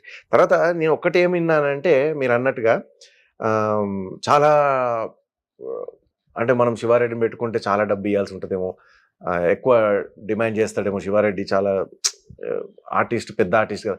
నేను అవి డిమాండ్ అంటే లైక్ నాకు ఎక్కువ డబ్బులు ఇచ్చింది ప్రోగ్రామ్స్కి, స్టేజ్ షోస్కి, షూటింగ్స్కి కాదు. షూటింగ్స్కి నేను నార్మల్ పేమెంటే, అందరు మామూలు ఆర్టిస్టులు కమెడియన్స్ ఏమైతే తీసుకుంటారో, పెద్ద కమెడియన్స్ కాదు, అట్లా చాలా అప్కమింగ్ కమెడియన్స్ కాదు, ఈ అప్కమింగ్ కంటే కొంచెం పెద్ద కమెడియన్స్ కంటే కొంచెం చాలా ఎక్కువ కిందికి, ఆ రేంజ్లో నేను అమౌంట్ తీసుకునేవాడిని. సో నేను ఇంకా నాకు అప్పుడు మహేంద్ర మేనేజర్, అప్పుడు నేను మహేంద్ర మేనేజర్ ఆయనతో నేను చెప్పేవాడిని ఏమనంటే, భయ్యా అంటే వాళ్ళు మరి 50,000 ఇస్తామంటున్నారు పర్ డే అని అంటే, మరి మీరేమన్నారంటే, నేను 1 lakh అడిగాను మినిమం. సరే వద్దు 50K చేద్దాం, మనకు సినిమాలు ముఖ్యం, ఓకే నాకు మరి అంత తక్కువ చేస్తే అట్లా. సో అప్పుడు ఒకవేళ 50 అడిగాను, వాళ్ళు 25 ఇస్తామంటున్నారంటే, 25 అయితే ఒప్పుకోండి ఏం కాదు అని చెప్పేవాడిని. 25,000 అయితే 25,000 పర్ డే ఒప్పుకోండి అనేవాడిని. సో మరి మీరు ఒప్పుకోరు అనుకొని నేను 50,000 అయితే చేస్తాడు, లేకపోతే లేదని చెప్పేసిన అని అనేవాడు. అయ్యో అన్న ఒక మాట చెప్పాల్సింది, 25,000 అయినా సరే చేద్దాం, మనకు ప్రోగ్రామ్స్ ఉన్నాయి కదా, ప్రోగ్రామ్స్లో సంపాదించుకుంటాను కదా, దాంతో ఇల్లు గడుస్తుంది, దాంతో గెట్ డౌన్ అవుతా, దాంట్లో ఈఎంఐలు కట్టుకుంటాను, దాంతో నేను ఇది చేసుకుంటాను. నాకు సినిమాలు ముఖ్యం, సినిమాల్లో నేను కనబడితే నాకు స్టేజ్ షోస్కి ప్లస్ అవుతుంది కదా. సో స్టేజ్ మీద నిలబడ్డప్పుడు పర్ఫార్మెన్స్ చేయడం కోసం నిలబడ్డప్పుడు అరే శివారెడ్డి రా అది ఆర్టిస్ట్ మొన్న సినిమా ఇట్లా అనుకుంటారు. కాబట్టి మనకు సినిమాలు నువ్వు డిమాండ్ కాదు అసలు ఫ్రీగా అయినా సరే చేద్దాము అంతే అనే టైప్ లో నేను బట్ చెప్పుకోవచ్చు. ఒకనొక టైంలో ఫస్ట్ లో నాకు ఫుడ్ పెడితే చాలు సినిమాలో యాక్ట్ చేసిపోతానన్న రోజులు కూడా ఉన్నాయి కదా మరి సో అది నేను ఎప్పుడు మరవలేదు. సో అందుకే నేను ఇప్పుడు కూడా మా మేనేజర్తో నేను అదే అన్నాను, మనం ఎప్పుడు డిమాండ్ చేయొద్దు. నా విషయంలో అయితే నేను మీ దగ్గర ఎంతోమంది ఆర్టిస్టులు ఉన్నారు, నా వరకు వస్తే మాత్రం మీరు డిమాండ్ చేయకండి. శివారెడ్డి కావాలి ఓకే, ఇప్పుడు డేట్లు కావాలి, ఎంత అమౌంట్ అంటే మీరు ఏమనుకుంటున్నారు సార్ అని వాళ్ళని అడగండి. వాళ్ళు ఇంత అన్నారు అనుకోండి, మేము ఇంతకంటే ఎక్కువ ఇవ్వలేమని అంటే ఓకే దానికే ఓకే చేసేయండి. చేసే ముందు ఒక మాట నాతో నేను ఈ డేట్లో ఒప్పుకున్నాను ఒక మాట చెప్తాను. దానివల్ల కూడా చాలా సినిమాలు మిస్ అయినాయి. అవుతాయి కదా, ఆబ్వియస్లీ అవుతాయి. బట్ ఈ క్యాస్ట్ అనేది ప్లస్ అయిందా మైనస్ అయిందా శివారెడ్డి గారు మీకు? శివారెడ్డి అనేది ప్లస్ మైనస్ మీకు ఇండస్ట్రీలో? ఈ రెడ్డి అనే ట్యాగ్ లైన్ తెలియదు అన్న భయ్యా, తెలియదు. కొంత దూరం పెట్టాల్సి వచ్చింది కదా కొన్ని సినిమాలకు మిమ్మల్ని. అంటే స్టార్టింగ్ లో నేను ఏదైతే ఒక పిట్టల దొర చేయక ముందు ఒక టీవీ కోసం ఒక సినిమా చేశారు. ఓకే, అట్లాంటి దానికోసం అంటే అది రిలీజ్ కాలేదు కాబట్టి ఫస్ట్ సినిమా పిట్టల దొర అయిపోయింది. సో అది కూడా సినిమాకి ఇద్దామా లేకపోతే టీవీకి ఇద్దామా అన్నట్టుగా ఒక సినిమా చేశారు. అప్పుడు నా ఫస్ట్ టైం నా పేరు పేపర్లో వేయబోతున్నారు అన్నప్పుడు ఆ డైరెక్టర్ అన్నారనమాట, ఈ రెడ్డి అని పెట్టుకోపోతే బాగుంటుంది, నువ్వు మంచి టాలెంట్ ఉన్నావు కదా, ఈ రెడ్డి అనేది ఎందుకు అవసరం లేదు, శివారెడ్డి ఎందుకు, శివ అని పెట్టుకో, లేకపోతే శివప్రసాద్ అనో లేకపోతే ఇంకేదో. యాక్చువల్లీ నీకు బాగా షాక్, ఎందుకంటే నీకు కూడా అన్నయ్య అంటే చాలా ఇష్టం కాబట్టి. నా పేరు వచ్చేసి శివశంకర్ రెడ్డి. శివశంకర్ అంటే మన కొనదెల్ల శివశంకర వరప్రసాద్. శివశంకర్ అన్నయ్య పేరులో సగం పేరు శివశంకర్, నా పేరు యాక్చువల్లీ శివశంకర్ రెడ్డి. ఏ శివశంకర్ రెడ్డి అని సినిమా ఇండస్ట్రీలో అదే శివ లేడు, ఏ శివ అంటే అదే రెడ్డి లేడు, శివారెడ్డి. అట్లా శివారెడ్డి సినిమా పేరు అయిపోయింది. ఇప్పటికి నన్ను మా ఊర్లో శివశంకర్ అని పిలుస్తారు మా క్లాస్మేట్స్ కానీ అంతా. ఇక్కడ హైదరాబాద్ వచ్చేసి సినిమా ఇండస్ట్రీలోకి వచ్చిన తర్వాతనే శివారెడ్డి అయిపోయింది. ఆ మధ్యలో శంకర్ ఎగ్గొట్టేశారు. బట్ శివారెడ్డి గారు అంటే ఒకటి చెప్పండి, ఒక పెద్ద కమెడియన్ శివారెడ్డిని తొక్కేశారు, ఇంకా పైకి లేవలేకపోయారు, భయంకరమైన రాజకీయం ఆయన చుట్టూ నడిపారు. Is it correct? తలుచుకున్నప్పుడు చాలా టైమ్స్ చాలా మంది దగ్గర ఏడ్చారు కూడా అనేది వాస్తవం కాదా? ఇప్పటికీ కళ్ళమ్మ నీళ్ళు వస్తున్నాయి అది చెప్తుంటే మీకు. అంటే కాదన్నయ్య, అంటే ఎంత బాధ అనిపిస్తుంది అంటే ఇన్ని కష్టాలు పడి వచ్చినాను కదా, నా వెనకాల చాలా మంది ఫ్యామిలీస్ ఉన్నారు. ఓన్లీ నా ఫ్యామిలీని నేను చూసుకోవడం కాదు, నేను చాలా మంది ఫ్యామిలీస్కి నేను హెల్ప్ చేస్తుంటాను. ఎంతమంది కుటుంబాలు నా మీద బతుకుతున్నాయి తెలుసా? అట్లాంటి నన్ను టక్కున ఇలా ఇండస్ట్రీ దూరం పెట్టడం అనేది ఎంత బాధ అనిపిస్తుంది. అంటే నేను ఇండస్ట్రీలో కొంచెం ఇప్పుడు ఆ ఇండస్ట్రీకి దూరం అయ్యేసరికి ఏమవుతుంది, ప్రోగ్రాంలు తగ్గిపోయినాయి నాకు. సో ప్రోగ్రామ్స్ తగ్గిపోయేసరికి ఏమైతుంది, అమౌంట్ రావట్లేదు. అమౌంట్ రాకపోయేసరికి ఏంటంటే నేను ఇల్లు అమ్ముకోలేను కదా, అట్లా నేను ఏదో ఒకటో రెండో ల్యాండ్స్ కొనుక్కుని నేను ల్యాండ్స్ అమ్ముకొని నేను వాళ్ళకి హెల్ప్ చేయలేను కదా. సో అన్న పిల్లల పెళ్ళిళ్ళకే కావచ్చు, అక్క పిల్లల పెళ్ళిళ్ళకి కావచ్చు, వాళ్ళ చదువులకు కావచ్చు, లేకపోతే ఇంకొక మా బ్రదర్ ఉన్నాడు నా పైన, ఆయన ఆ పాప 1 year ఉన్నప్పుడు 1 year 2 months ఉన్నప్పుడు చనిపోయినాడు. ఆ పాపను ఇప్పటి వరకు చదివించుకుంటూ వాళ్ళ ఇంటిని పోషిస్తూ వాళ్ళ ఇంటికి అన్నీ చూసుకుంటూ ఆ పాపని ఇప్పుడు ఒక ఐటీ జాబ్ చేసుకునే వరకు తీసుకొచ్చాను, చదివించి అంటే ఇట్లా చాలా మంది ఫ్యామిలీస్ ఉన్నారు నన్ను నమ్ముకొని. నాట్ ఓన్లీ మా ఫ్యామిలీస్ కాదండి, బయట మా ఫ్రెండ్స్ ఫ్యామిలీస్ని కూడా నేను బాగా టేక్ కేర్ చేస్తూ ఉంటాను. అండ్ మా ఫ్రెండ్స్ కూతుర్ల పెళ్ళిళ్ళకైతే నేను అమౌంట్ సాయం చేస్తాను, కొడుకుల పెళ్ళిళ్ళకైతేనేమో జస్ట్ బట్టలు పెట్టేసి వచ్చేస్తాను. కానీ వాళ్ళకు కొడుకులకి ఏమైనా జాబ్స్ కావాలంటే నాకు తెలిసిన ఫ్రెండ్ సర్కిల్లో వాళ్ళకి ఫోన్ చేసి అన్నయ్య అని నేను లేదా దగ్గర నుండి తీసుకెళ్ళి మా ఫ్రెండ్ వాళ్ళ కొడుకు నాకు బాగా కావాల్సినోడు ఏదైనా జాబ్ పెట్టియండి. సో అట్లాగే మా ఫ్రెండ్స్ పిల్లలకి కాలేజీలలో తక్కువ డబ్బులకు సీట్లు ఇవ్వడం, ఆ సీట్లు అన్న చాలా మంచివాడు అన్న, చాలా పూర్ ఫ్యామిలీ, మీరు కొంచెం దయచేసి నా ముఖం చూసి స్కూల్ ఫీజు తగ్గియండి, కాలేజ్ ఫీజు తగ్గియండి. అట్లా చాలా మంది పిల్లల్ని స్కూల్లో జాయిన్ చేశాను. అట్లా ఇలాంటి ఇంత అంటే ఎక్కడ చూసినా కూడా tick tick tick tick blue tick పెట్టేయాల్సిన, గ్రీన్ టిక్ పెట్టాల్సిన లైఫ్ నాది. అట్లాంటి నన్ను నాకు సినిమా ఇండస్ట్రీకి దూరం పెట్టేసి నన్ను అంటే నేను పొగరుగా కనబడతానేమో, మరి నాకు తెలిసి అందరికీ పొగరుగా కనబడతానేమో, ఎందుకంటే నేను బాగా నీట్గా ఉంటాను, పద్ధతిగా ఉంటాను అని చెప్పాను కదా, అట్లాంటిది కూడా మైనస్ అయ్యి ఉండొచ్చేమో అని అనిపిస్తూ ఉంటుంది. అంటే అది కొంచెం ఏమైనా పొగరుగా అనిపించిందేమో, అందుకే దూరం పెట్టినారేమో అనిపిస్తుంది. ఆ మాట కూడా వచ్చింది బయట కూడా, అక్కడక్కడ విన్నాను నేను కూడా. నేనేంటంటే నా పని నేను చేసుకొని, నా పని నేను ఇది చేసుకొని పోతుంటా. నువ్వు నాతో ఆడుకోవాలనుకుంటే అప్పుడు నేను ఫుల్గా ఆడుతూ ఉంటా, కానీ నువ్వు ఆడతావా లేదా తెలియనప్పుడు నేను నీతో ఆడడానికి దగ్గర రాను. సో అట్లా ఇప్పుడు మనము ఎప్పుడో పరిచయం, కానీ మీరు వచ్చి కూర్చొని హాయ్ హాయ్ శివన్న అది ఇదని చెప్పేసి అని మళ్ళీ వేరే రాకేస్తున్నావు, ఇంకోరుతున్నావు మాట్లాడుతూ అట్లా ఉన్నప్పుడు నేను కూడా మామూలుగా ఓట్లు ఉండే భయ్యా అని చెప్పేసి మళ్ళీ నేను కూడా మామూలుగా మాట్లాడతాను. మీరు తర్వాత ఒక 2-3 ఫంక్షన్స్లలో ఏంటి భయ్యా అని చెప్పేసి ఏంటి సంగతులు అంటే మళ్ళీ అప్పుడు చూడు మళ్ళీ డిఫరెంట్ శివారెడ్డి చూసారు. అంటే అవతల వ్యక్తి పుసుకున నేను క్లోజ్గా మూవ్ అయ్యి నేను ఇప్పుడు జస్ట్ ఎగ్జాంపుల్ వెంకటేష్ బాబే ఉన్నాడు. వెంకటేష్ బాబు సేమ్ ఇదే మా అది వెంకిమామ మూవీలో తను అక్కడ దూరంగా కూర్చొని కుర్చీలో కూర్చొని బుక్ చదువుతా ఉన్నాడు. నేనేం చేశాను, చూశాను బాబును, వెంకటేష్ బాబుని చూసి నేను డిస్టర్బ్ చేయలే, నేను సైలెంట్గా వాళ్ళ పక్కకే ఉన్నాను నార్మల్గా. ఎందుకంటే మా అమ్మ దానిలో చిన్న క్యారెక్టర్ చేయాల్సి ఉంటే తీసుకెళ్ళారనమాట అమ్మని. సో అప్పుడు వెంకటేష్ బాబుని ఏం డిస్టర్బ్ చేయలే. తను పుస్తకం చూసుకుంటూ తర్వాత షార్ట్ రెడీ అనేసరికి పుస్తకం క్లోజ్ చేసేసి పెట్టేసి వెళ్తూ నన్ను చూశాడు. చూస్తే అప్పుడు లేచి బాబు నమస్తే, హే శివ ఎప్పుడు వచ్చావు, అది ఇది మరి రావచ్చు కదా, అది లేదు మీరు బుక్ చదువుతున్నారు కదా. సో ఇట్లా అదే వేరే వాళ్ళు అయితే కొంచెం చొచ్చుకుపోయే వాళ్ళు ఎట్లా ఉంటారంటే ఆయన బుక్ చదువుతున్నా కూడా వెళ్ళి బాబు నమస్తే బాగున్నారా అది అని చెప్పేసి చైర్ తెచ్చుకొని పక్కన వేసుకొని కూర్చొని ఆయనతో మాట్లాడుతూ ఉంటారు. సో ఆయన నేనేమనుకుంటా అంటే అట్లా పోయి కూర్చున్నప్పుడు ఆయన ప్రైవసీ దెబ్బతీసిన వాళ్ళం అవుతాం అని ఈ టైప్ ఆఫ్ మెంటాలిటీ నాది. కొంచెం వాళ్ళ ప్రైవసీని దెబ్బతీయద్దు, వాళ్ళని డిస్టర్బ్ చేయొద్దు, వాళ్ళని బాధ పెట్టద్దు. వాళ్ళు ఏమనుకుంటారో మనల్ని, అరే వీడేంది ఇట్లా వచ్చి పద్ధతి లేకుండా వచ్చి టక్కన వచ్చేసి కూర్చేసుకొని పక్కన కూర్చొని నేను బుక్ చదువుకుంటున్నా కదా అని అనుకుంటారేమో, ఇట్లా అన్ని వాళ్ళను బాధ పెట్టద్దు అనే ఆలోచనతో నేను తగ్గుతూ కంట్రోల్ చేసుకుంటూ ఉంటాను. లేదంటే విచ్చలవిడిగా పోయి అట్లా ఇట్లా చచ్చిపోయే వాళ్ళు యాక్చువల్గా చెప్పాలంటే చాలా సరదాగా ఉంటారు. బట్ ఎన్ని నిద్రలేని రాత్రులు ఉంటాయి ఆయనవి, అంటే ఆయన బేసికల్గా చాలా సెన్సిటివ్, ఎమోషనల్ పైకిలా ఉంటారు. కానీ ఒక సినిమా సంబంధించిన దానికి చెన్నై నుంచి ఇక్కడ దాకా ఏడ్చుకుంటూ వచ్చారంటే, ఈ ఆఫర్లు తగ్గినప్పుడు వేరే వాళ్ళు ఆయన మీద రాజకీయం చేస్తున్నప్పుడు ఇవన్నీ తెలిసినప్పుడు ఇండస్ట్రీ కాకుండా బయట నుంచి వచ్చారు మీరు కంట్రోల్ చేసుకోవడం చాలా కష్టం, ఆయన కంట్రోల్ చేయడం ఇంకా కష్టం. ఆ టైంలో టఫెస్ట్ సిచ్యువేషన్స్ చాలా చూసుంటారు కదా, ఏమనిపించింది ఆయన మళ్ళీ బయటపడతారు, మళ్ళీ హ్యాపీగా ఉంటారు అనుకున్నారా, లేకపోతే అమ్మో డిప్రెషన్లోకి వెళ్ళిపోయి తాగుడుకు బానిస అయిపోతారేమో అన్న ఫీలింగ్లోకి వెళ్ళిపోయారు మీరు కూడా?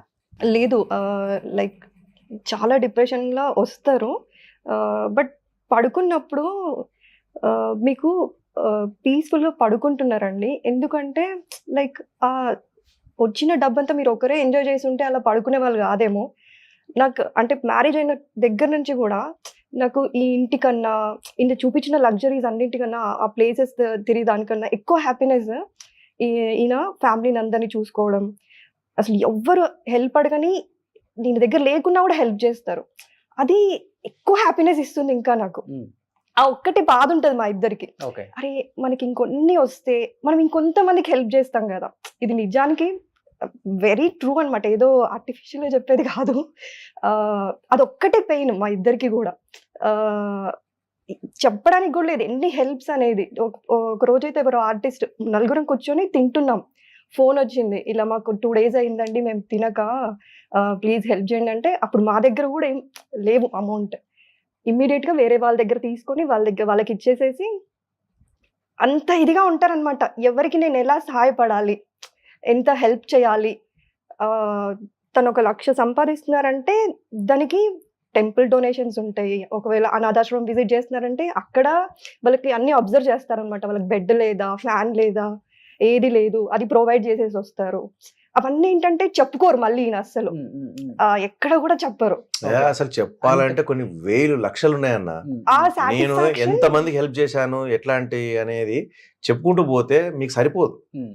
అసలు ఒక 5-6 రోజులు సరిపోవు. బట్ ఇంతమంది ఇంత పేరు తెచ్చుకొని ఇన్ని షోలు అందరూ లక్ష సంపాదిస్తే, ఒకవేళ లక్ష సంపాదిస్తే దాంట్లో 5,000 10,000 20,000 చేస్తారు కావచ్చు, కానీ నేను 25,000 పెట్టుకొని 75,000 హెల్ప్ చేసే అటువంటి వ్యక్తిత్వం. బట్ అలా చేసి అది టూ మచ్. కానీ చేసి చివరికి అంటే ఒకనొక టైంలో బ్యాంక్ బ్యాలెన్స్ లేని రోజులు కూడా ఉన్నాయి కదా. దారుణం. అది నువ్వు మరి చెప్పచ్చో లేదు బ్యాంక్ బ్యాలెన్స్. మా వాచ్మెన్ చెన్నారావు అని ఉండేవాడు. ఆ వాచ్మెన్ కి ఇచ్చిన శాలరీలో నుంచి మళ్ళీ నేను 3,000 అడుక్కున్నాను. బట్ స్టిల్ ఏంటంటే నేను హ్యాపీగానే 3,000. ఉండండి అని చెప్తాను, ఎందుకంటే ఇది సినిమా ఆఫర్ లేక అలాంటి పరిస్థితి కూడా వచ్చింది. బట్ స్టిల్ Programs లేక, హ్యాపీగానే సినిమాలు ఉండండి. ఇలాంటి నేచర్ ఎవరికి ఉండదు అసలు. ఆ దేవుడు బట్ అలా ఎలా భయపడను, బాధ అనిపిస్తుంటది. అరే ఇట్లా మంచి వ్యక్తులు, ఇట్లాంటి మంచి వ్యక్తులకి ఎందుకు ఇట్లా రావడం. అప్పుడప్పుడు దేవుళ్ళని తిడతా ఉంటాను, ఎందుకు దేవుడా, నేను నీకు అన్నీ తెలుసు కదా. ఇప్పుడు సపోజ్ నేను చేస్తున్న మంచి పనులు మా ప్రొడ్యూసర్లకు తెలియకపోవచ్చు, నా మంచితనం మా ప్రొడ్యూసర్లకు తెలియకపోవచ్చు, మా డైరెక్టర్లకు తెలియకపోవచ్చు, మా కో ఆర్టిస్టులకు తెలియకపోవచ్చు నా వ్యక్తిత్వం. దేవుడికైతే తెలుసు కదా, అరే వీడు చాలా మంచోడు, వీనికి మనం ఇద్దాము, వీడు 10 మందికి దగ్గర తీసుకుంటాడు, వీడు 10 మందికి హెల్ప్ చేసే రకం కదా అని చెప్పి దేవుడు ఇవ్వచ్చు కదా అని చెప్పేసి. బట్ ఓవరాల్గా నేను ఫీల్ అయ్యేది ఏంటంటే, అవకాశాలు రాకున్నా, ప్రోగ్రామ్స్ రాకున్నా, ఎవరు నన్ను దగ్గరకు తీసినా తీయకున్నా, ఒకప్పుడు నేను చెప్పాను చూడు రేకుల ఇంట్లో ఉన్నాను, అది కాకుండా ఇంత మంచి బట్టలు వేసుకొని ఈ మాత్రం చక్కటి ఫ్యామిలీతో ఇలా ఉంటున్నాను కదా, చాలు. సడన్ గా గడ్డు కాలం వచ్చింది, ఎప్పుడు యాక్ట్ చేయాలన్న కోరిక అంతే. అది మాత్రం చాలా ఉంది కసి ఇలా. బట్ అట్లా పోల్చుకుంటే మాత్రం బెటరే కదా, హ్యాపీగా ఉన్నాం. ఇంత బట్ మంచి ఇల్లు. కష్టాల్లో ఉన్నప్పుడు నా అనుకునే నా చుట్టూ నేనున్నాను అని మీకు ప్రోత్సాహం ఇచ్చిన కమిడియన్స్ అంటే ఎవరని చెప్తారు? లైక్ నేనంటే ప్రతిదీ కాదు, చాలా మంది కమిడియన్స్ కి ఆఫర్లు తగ్గినాయనే చెప్పుకోవచ్చు ఒక రకంగా చెప్పాలంటే. అంటే కొత్త నీరు వచ్చింది కాబట్టి పాత నీరు అంటే మీరు అన్నట్టుగా ఎక్కువ డబ్బులు ఇచ్చి తీసుకోవాలి ఎందుకు, అది కాక ఇప్పుడు కామెడీకి స్కోపే తగ్గిపోయింది సినిమాలలో. మీకు కూడా తెలుసు అది.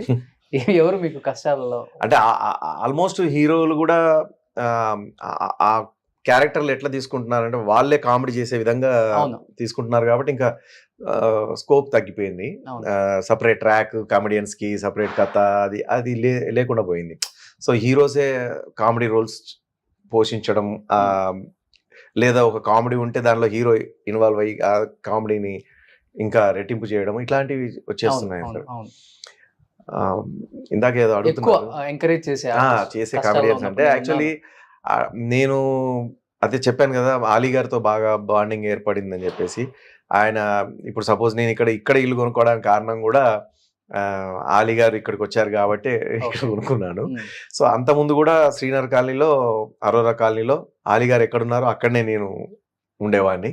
సో అట్లా ఆయన బాగా ఇష్టం అనమాట. ఆయన ఫ్యామిలీ అన్న, వాళ్ళ అమ్మగారు అన్న, తమ్ముడు కయ్యూమ్ అన్న, వాళ్ళ జుబేదా బాబీ అన్న. అసలు అప్పటికి పెళ్లి కాలేదు ఆలీ అన్నకి, నేను బాగా క్లోజ్ ఉన్నప్పుడు. తర్వాత నా ముందే పెళ్ళి అయింది నాకు. అట్లా అంటే మీన్స్ నేను పెన్ను కొనుక్కున్నా కూడా ఆలీ అన్నకి చెప్పేవాడిని. సో మా వైఫ్ ప్రెగ్నెంట్ అయిన విషయం కూడా ఫస్ట్ ఆలీ అన్నకి చెప్పినా అనుకో. అట్లా అంత పిచ్చి అనమాట. ఆలీ అన్నకే ఏదైనా చెప్పుకునేవాడిని. సో కమిడియన్స్ నుంచి వెళ్ళి నేను హెల్ప్ తీసుకోవడము అనేది అంటూ అట్లాంటిది ఏం జరగలేదు. ఎప్పుడన్నా సరదాగా అంటే అన్న మళ్ళీ ఇస్తా అని చెప్పేసి చేయబదులు తీసుకుంటే కనుక ఆలీ అన్నతోనే అంత క్లోజ్గా ఉంటాను. అట్లా తీసుకుంటుంటే ఆయనతోనే తీసుకుంటాను, మళ్ళీ తిరిగి ఇచ్చేయడం అట్లా జరుగుతుంది తప్ప ఇంకా వేరే వాళ్ళతో అట్లా లేదు. బట్ ఒకటి మాత్రం ఏంటంటే, ఇప్పుడున్న కమిడియన్స్, యంగ్ కమిడియన్స్లలో వాళ్ళకి నేను చాలా మందికి నేను చేయూతనిచ్చాను. చాలా మందిని నేను సినిమాల్లో కొంచెం నాకు ఆ హీరోని పరిచయం చేయించినాను. సినిమాల్లో అవకాశం కొంచెం ఇప్పించారా మీరు చేస్తున్నారు కదా అని అంటే కూడా నేను కో డైరెక్టర్ చెప్పి చేయించి ఇంటికి వచ్చి సాష్టాంగ నమస్కారాలు అట్లా చాలా మంది ఉన్నారు. అట్లా ఆర్టిస్టులు ఇప్పుడు వాళ్ళు బాగా బిజీగా ఉన్నారు. అట్లాంటి వాళ్ళని కూడా చెప్తారు ఫోన్ చేసి. అట్లాంటి వాళ్ళని కూడా నేను అడిగాను మళ్ళీ, నాకు ఆఫర్లు ఇప్పించండి, నాకు ఆఫర్లు ఇప్పమని. చూడు నువ్వు చేస్తున్న సినిమాలు ఏమన్నా ఉంటే చూడు, లేదు వేరే సినిమా ఏదైనా ఉంటే కూడా చూడు అని చెప్పేసి. సో అట్లా ఆఫీస్కి వెళ్తేనేమో డైరెక్టర్ గారు, ఎవరైనా డైరెక్టర్ల ఆఫీస్కి వెళ్తే వాళ్ళు ఏమంటారంటే, శివరెడ్డి గారు మీరు ఎందుకు వచ్చారు, అరే మీరు ఒక ఫోన్ కాల్ మాట్లాడితే అయిపోయేది కదా, ఒక ఫోన్ చేస్తే అయిపోయేది కదా అని అంటారు. సో ఇట్లా నేను ఏం చేయాలో కూడా అర్థం కాదు. ఇప్పుడు అసలు తను ఎంత క్లోజో నాకు, వాళ్ళ యుఎస్లో వాళ్ళ ఇంట్లో కూడా నేను ఉన్నాను. సో తన ఇంట్లో కూడా ఉన్నాను. తనకు కూతురు, వాళ్ళ వైఫ్ అందరూ నాకు బాగా పరిచయం. తను ఇక్కడ హైదరాబాద్కి వచ్చేసి తను ఒక ఇది స్టార్ట్ అవుతున్నప్పుడు అక్కడ ఆయన బ్యానర్ మీద నేను 7 ప్రోగ్రాంలో 8 ప్రోగ్రాంలో యూఎస్లో చేశాను స్టేజ్ షోస్. దాని తర్వాత తను ఇక్కడికి హైదరాబాద్కి వచ్చినప్పుడు ఆఫీస్ ఓపెన్ చేసినప్పుడు కూడా వెళ్ళాను, రమ్మన్నాడు, వెళ్ళాను. తన బ్యానర్లో నాకు అవకాశం ఇవ్వమని అడిగితే అంటే నేను మేనేజర్లకు చెప్పాను అంటాడు. మేనేజర్ల దగ్గర నుంచి కాల్ రాదు. లేదు మన తన పేరు ఏందో ఉండే, మన అన్న దగ్గర ఉంటాడు, తనే చూసుకునేది మొత్తం, నోట్లోనే ఉంటుంది ఆయన పేరు. ఆల్మోస్ట్ మీరు చెప్పారు ఇప్పుడు పీక్ లో ఉన్న వాళ్ళే అప్పుడు చెప్తా ఉంటారు కానీ బట్ రాదు. నాకు ఆశ్చర్యం అనిపిస్తా ఉంటది, ఎక్కడ ఏమైతుంది. సో మళ్ళీ స్టార్టింగ్ నుంచి మళ్ళీ ఆఫీసులు తిరగాలి ఒక స్థాయికి వచ్చాక కూడా. ఎందుకు తిరగాలి? బట్ దాన్ని ఎప్పుడు మీరు వేరేలాగా అనుకోరు కదా? అని నేను ఎప్పుడు అనుకోను. చిన్నతనం నేను అసలు మైండ్ లో నుంచి వెళ్ళి నేను ఏంటి అనేది ఎప్పుడు, నేను ఈవెన్ సడన్ గా మీ డ్రైవర్ వచ్చేసి నాతో కూర్చున్నాడు అనుకో, నేను కూడా ఒక డ్రైవర్ లాగా ఆయనతో మింగిల్ అయిపోతుంటా, అంత క్లోజ్ గా మాట్లాడుతుంటా, అంత ఫ్రీగా ఉంటాను. సో నేను ఒక అవకాశం కోసం, సినిమా అవకాశం కోసం పోతే, అరే నేను ఆల్రెడీ ఇంత చేశాను కదా, నాకు ఫోన్లు చేసి ఈ క్యారెక్టర్ మీరు చేయాలి అట్లా అని అడిగేవాళ్ళు కదా. ఇప్పుడు నేను కొత్త వాళ్ళలాగా ఆఫీస్కి వెళ్తున్నాను, ఆ ఫీలింగ్ ఎప్పుడు లేదు. ఎప్పుడు నేను ఆన్ డ్యూటీలోనే ఉంటాను. వర్క్ అంటే పిచ్చి. అందులో సినిమాలో యాక్ట్ చేయడం అని అంటే ఇంకా పిచ్చి నాకు. సో ఇక మిమిక్రీ అంటే ఇక ప్రాణం అనుకోండి, అది వేరే విషయం. సో ఎప్పుడు కూడా నేను అట్లా ఫీల్ గాను, ఎందుకంటే నేను చాలా కింద స్థాయి నుంచి వచ్చిన. నేను అట్లా ఎప్పుడు అనుకోనేవాడు కానీ, ఎందుకు నువ్వు ఎప్పుడన్నా రేపు ఎల్లుండో అట్లా రా, దొంగతనంగా చూడు, మీ వాళ్ళని ఎవరన్నా కెమెరా పెట్టమను. ఒకవేళ వాచ్మెన్ కనుక కారు క్లీన్ చేయలేదనుకో, నేనే బకెట్ తీసుకొని పోయి పెట్టేసుకొని మంచిగా నీళ్ళు కొట్టేసుకొని మంచిగా నీట్గా తుడుచుకొని, అటు పోయే వాళ్ళు ఇటు పోయే వాళ్ళు, ఏం శివారెడ్డి గారు మీరు తుడుస్తున్నారండి సార్ అని అంటూ ఉంటారు.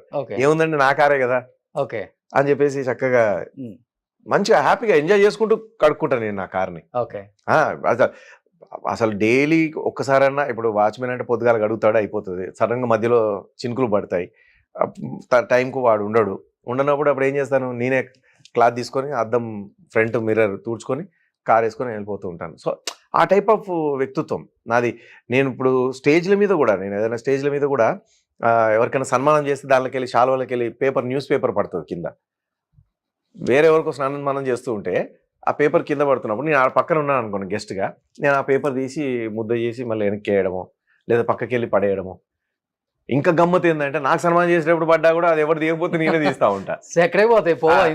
నేనే తీసి పక్కకు పడేసి మళ్ళీ ఇట్లా ఫోటోకి పోజ్ ఇస్తా. ఓకే. ఎంతమంది ఆర్టిస్టులు వాయిస్ మాట్లాడతారు, ఎంతమంది పొలిటికల్ లీడర్స్ మాట్లాడతారు? పిల్లలు మీరు ఎప్పుడన్నా డాడీ దగ్గర ఖాళీగా ఉన్నప్పుడు కూర్చోబెట్టుకొని మీకు ఇష్టమైన వాయిస్లు మాట్లాడించుకుంటారా? ఎప్పుడైనా జరిగిందా? ఖాళీగా కూర్చోబెట్టుకోవడం అనే ఉండదు, ఆటోమేటిక్ గా చేస్తూనే ఉంటాను. కంటిన్యూ కదా ఉన్నప్పుడు వల్ల. అంతేనా? సో ఈ రోజు మన ముగ్గురం కలిసి ఆయనతో కావాల్సిన వాయిస్లు చేయించుకుందామా? సో లిస్ట్ మీరు చెప్తారా, నేను చెప్తానా, మమ్మీ చెప్పాలా? ఒక్కొక్కరు ఒక్కొక్క పేరు చెప్తాం. నీ ఫేవరెట్ నువ్వు చెప్తున్నానా? ఫస్ట్ ఇష్టమైన చిరంజీవి గారు. రోషన్ నిజంగా అసలు అనుకోలేదు, నిజంగా మా ఫ్యామిలీతో ఇక్కడ కూర్చొని నువ్వు ఇంటర్వ్యూ చేయడం నిజంగా చాలా ఆనందంగా ఉంది. మనం ఒకసారి ఎప్పుడు కలిసినప్పుడు అనుకున్నాను, అబ్బాయి బాగున్నాడే, సినిమా ఇండస్ట్రీలోకి రావచ్చు కదా అనుకున్నాను.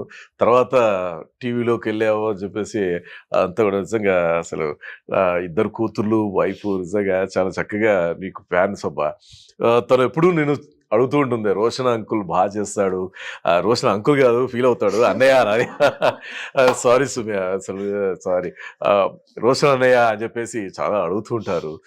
నిజంగా చాలా సంతోషం నిజంగా. సో శివారెడ్డి కూడా మిమిక్రీ అప్పుడప్పుడు ఎంజాయ్ చేస్తూ ఉంటాను నిజంగా. అంతా బాలకృష్ణ గారు చాలా సంతోషం. రోషన్ గారు మీలాంటి వారు మమ్మల్ని ఇంటర్వ్యూ చేయడం అంటే అది మామూలు విషయం కాదు. మీకు అంత సమయం దొరికింది మమ్మల్ని పెట్టి ఇంటర్వ్యూ చేయడం అంటే, యథా నాద్యంతే తదా పూజ్యంతే అన్నట్టుగా, ఎత్ర నాద్యంతే తదా పూజ్యంతే అన్నట్టుగా, యథా నాస్తి తదా దుర్భిక్షం శుక్లాంబరధనం విష్ణుం శశివర్ణం చతుర్భుజం. అదే ఏదేమైనా రోషన్ గారు ఇంటర్వ్యూ చేయడానికి వచ్చారంటే అది మామూలు విషయం కాదు. మామూలుగా చాలా సంతోషం. నీలాంటి వాళ్ళు రండి ఒక సినిమాలో, నెక్స్ట్ నా సినిమాలో నీకు చక్కటి రోల్ ఉంది, తమ్ముడి క్యారెక్టర్ ఇస్తాను, చేస్తావుగా? లేదంటే దమ్మిడి వెంకటేష్ గారు రే మనం అందరం కూడా అయ్యో, రోషన్ గారు చక్కగా బాగా చేస్తున్నారు కదా, ఇంటర్వ్యూ బాగా చేస్తారు మీరు. నాగార్జున గారు. హలో, రోషన్ గారు వచ్చారు.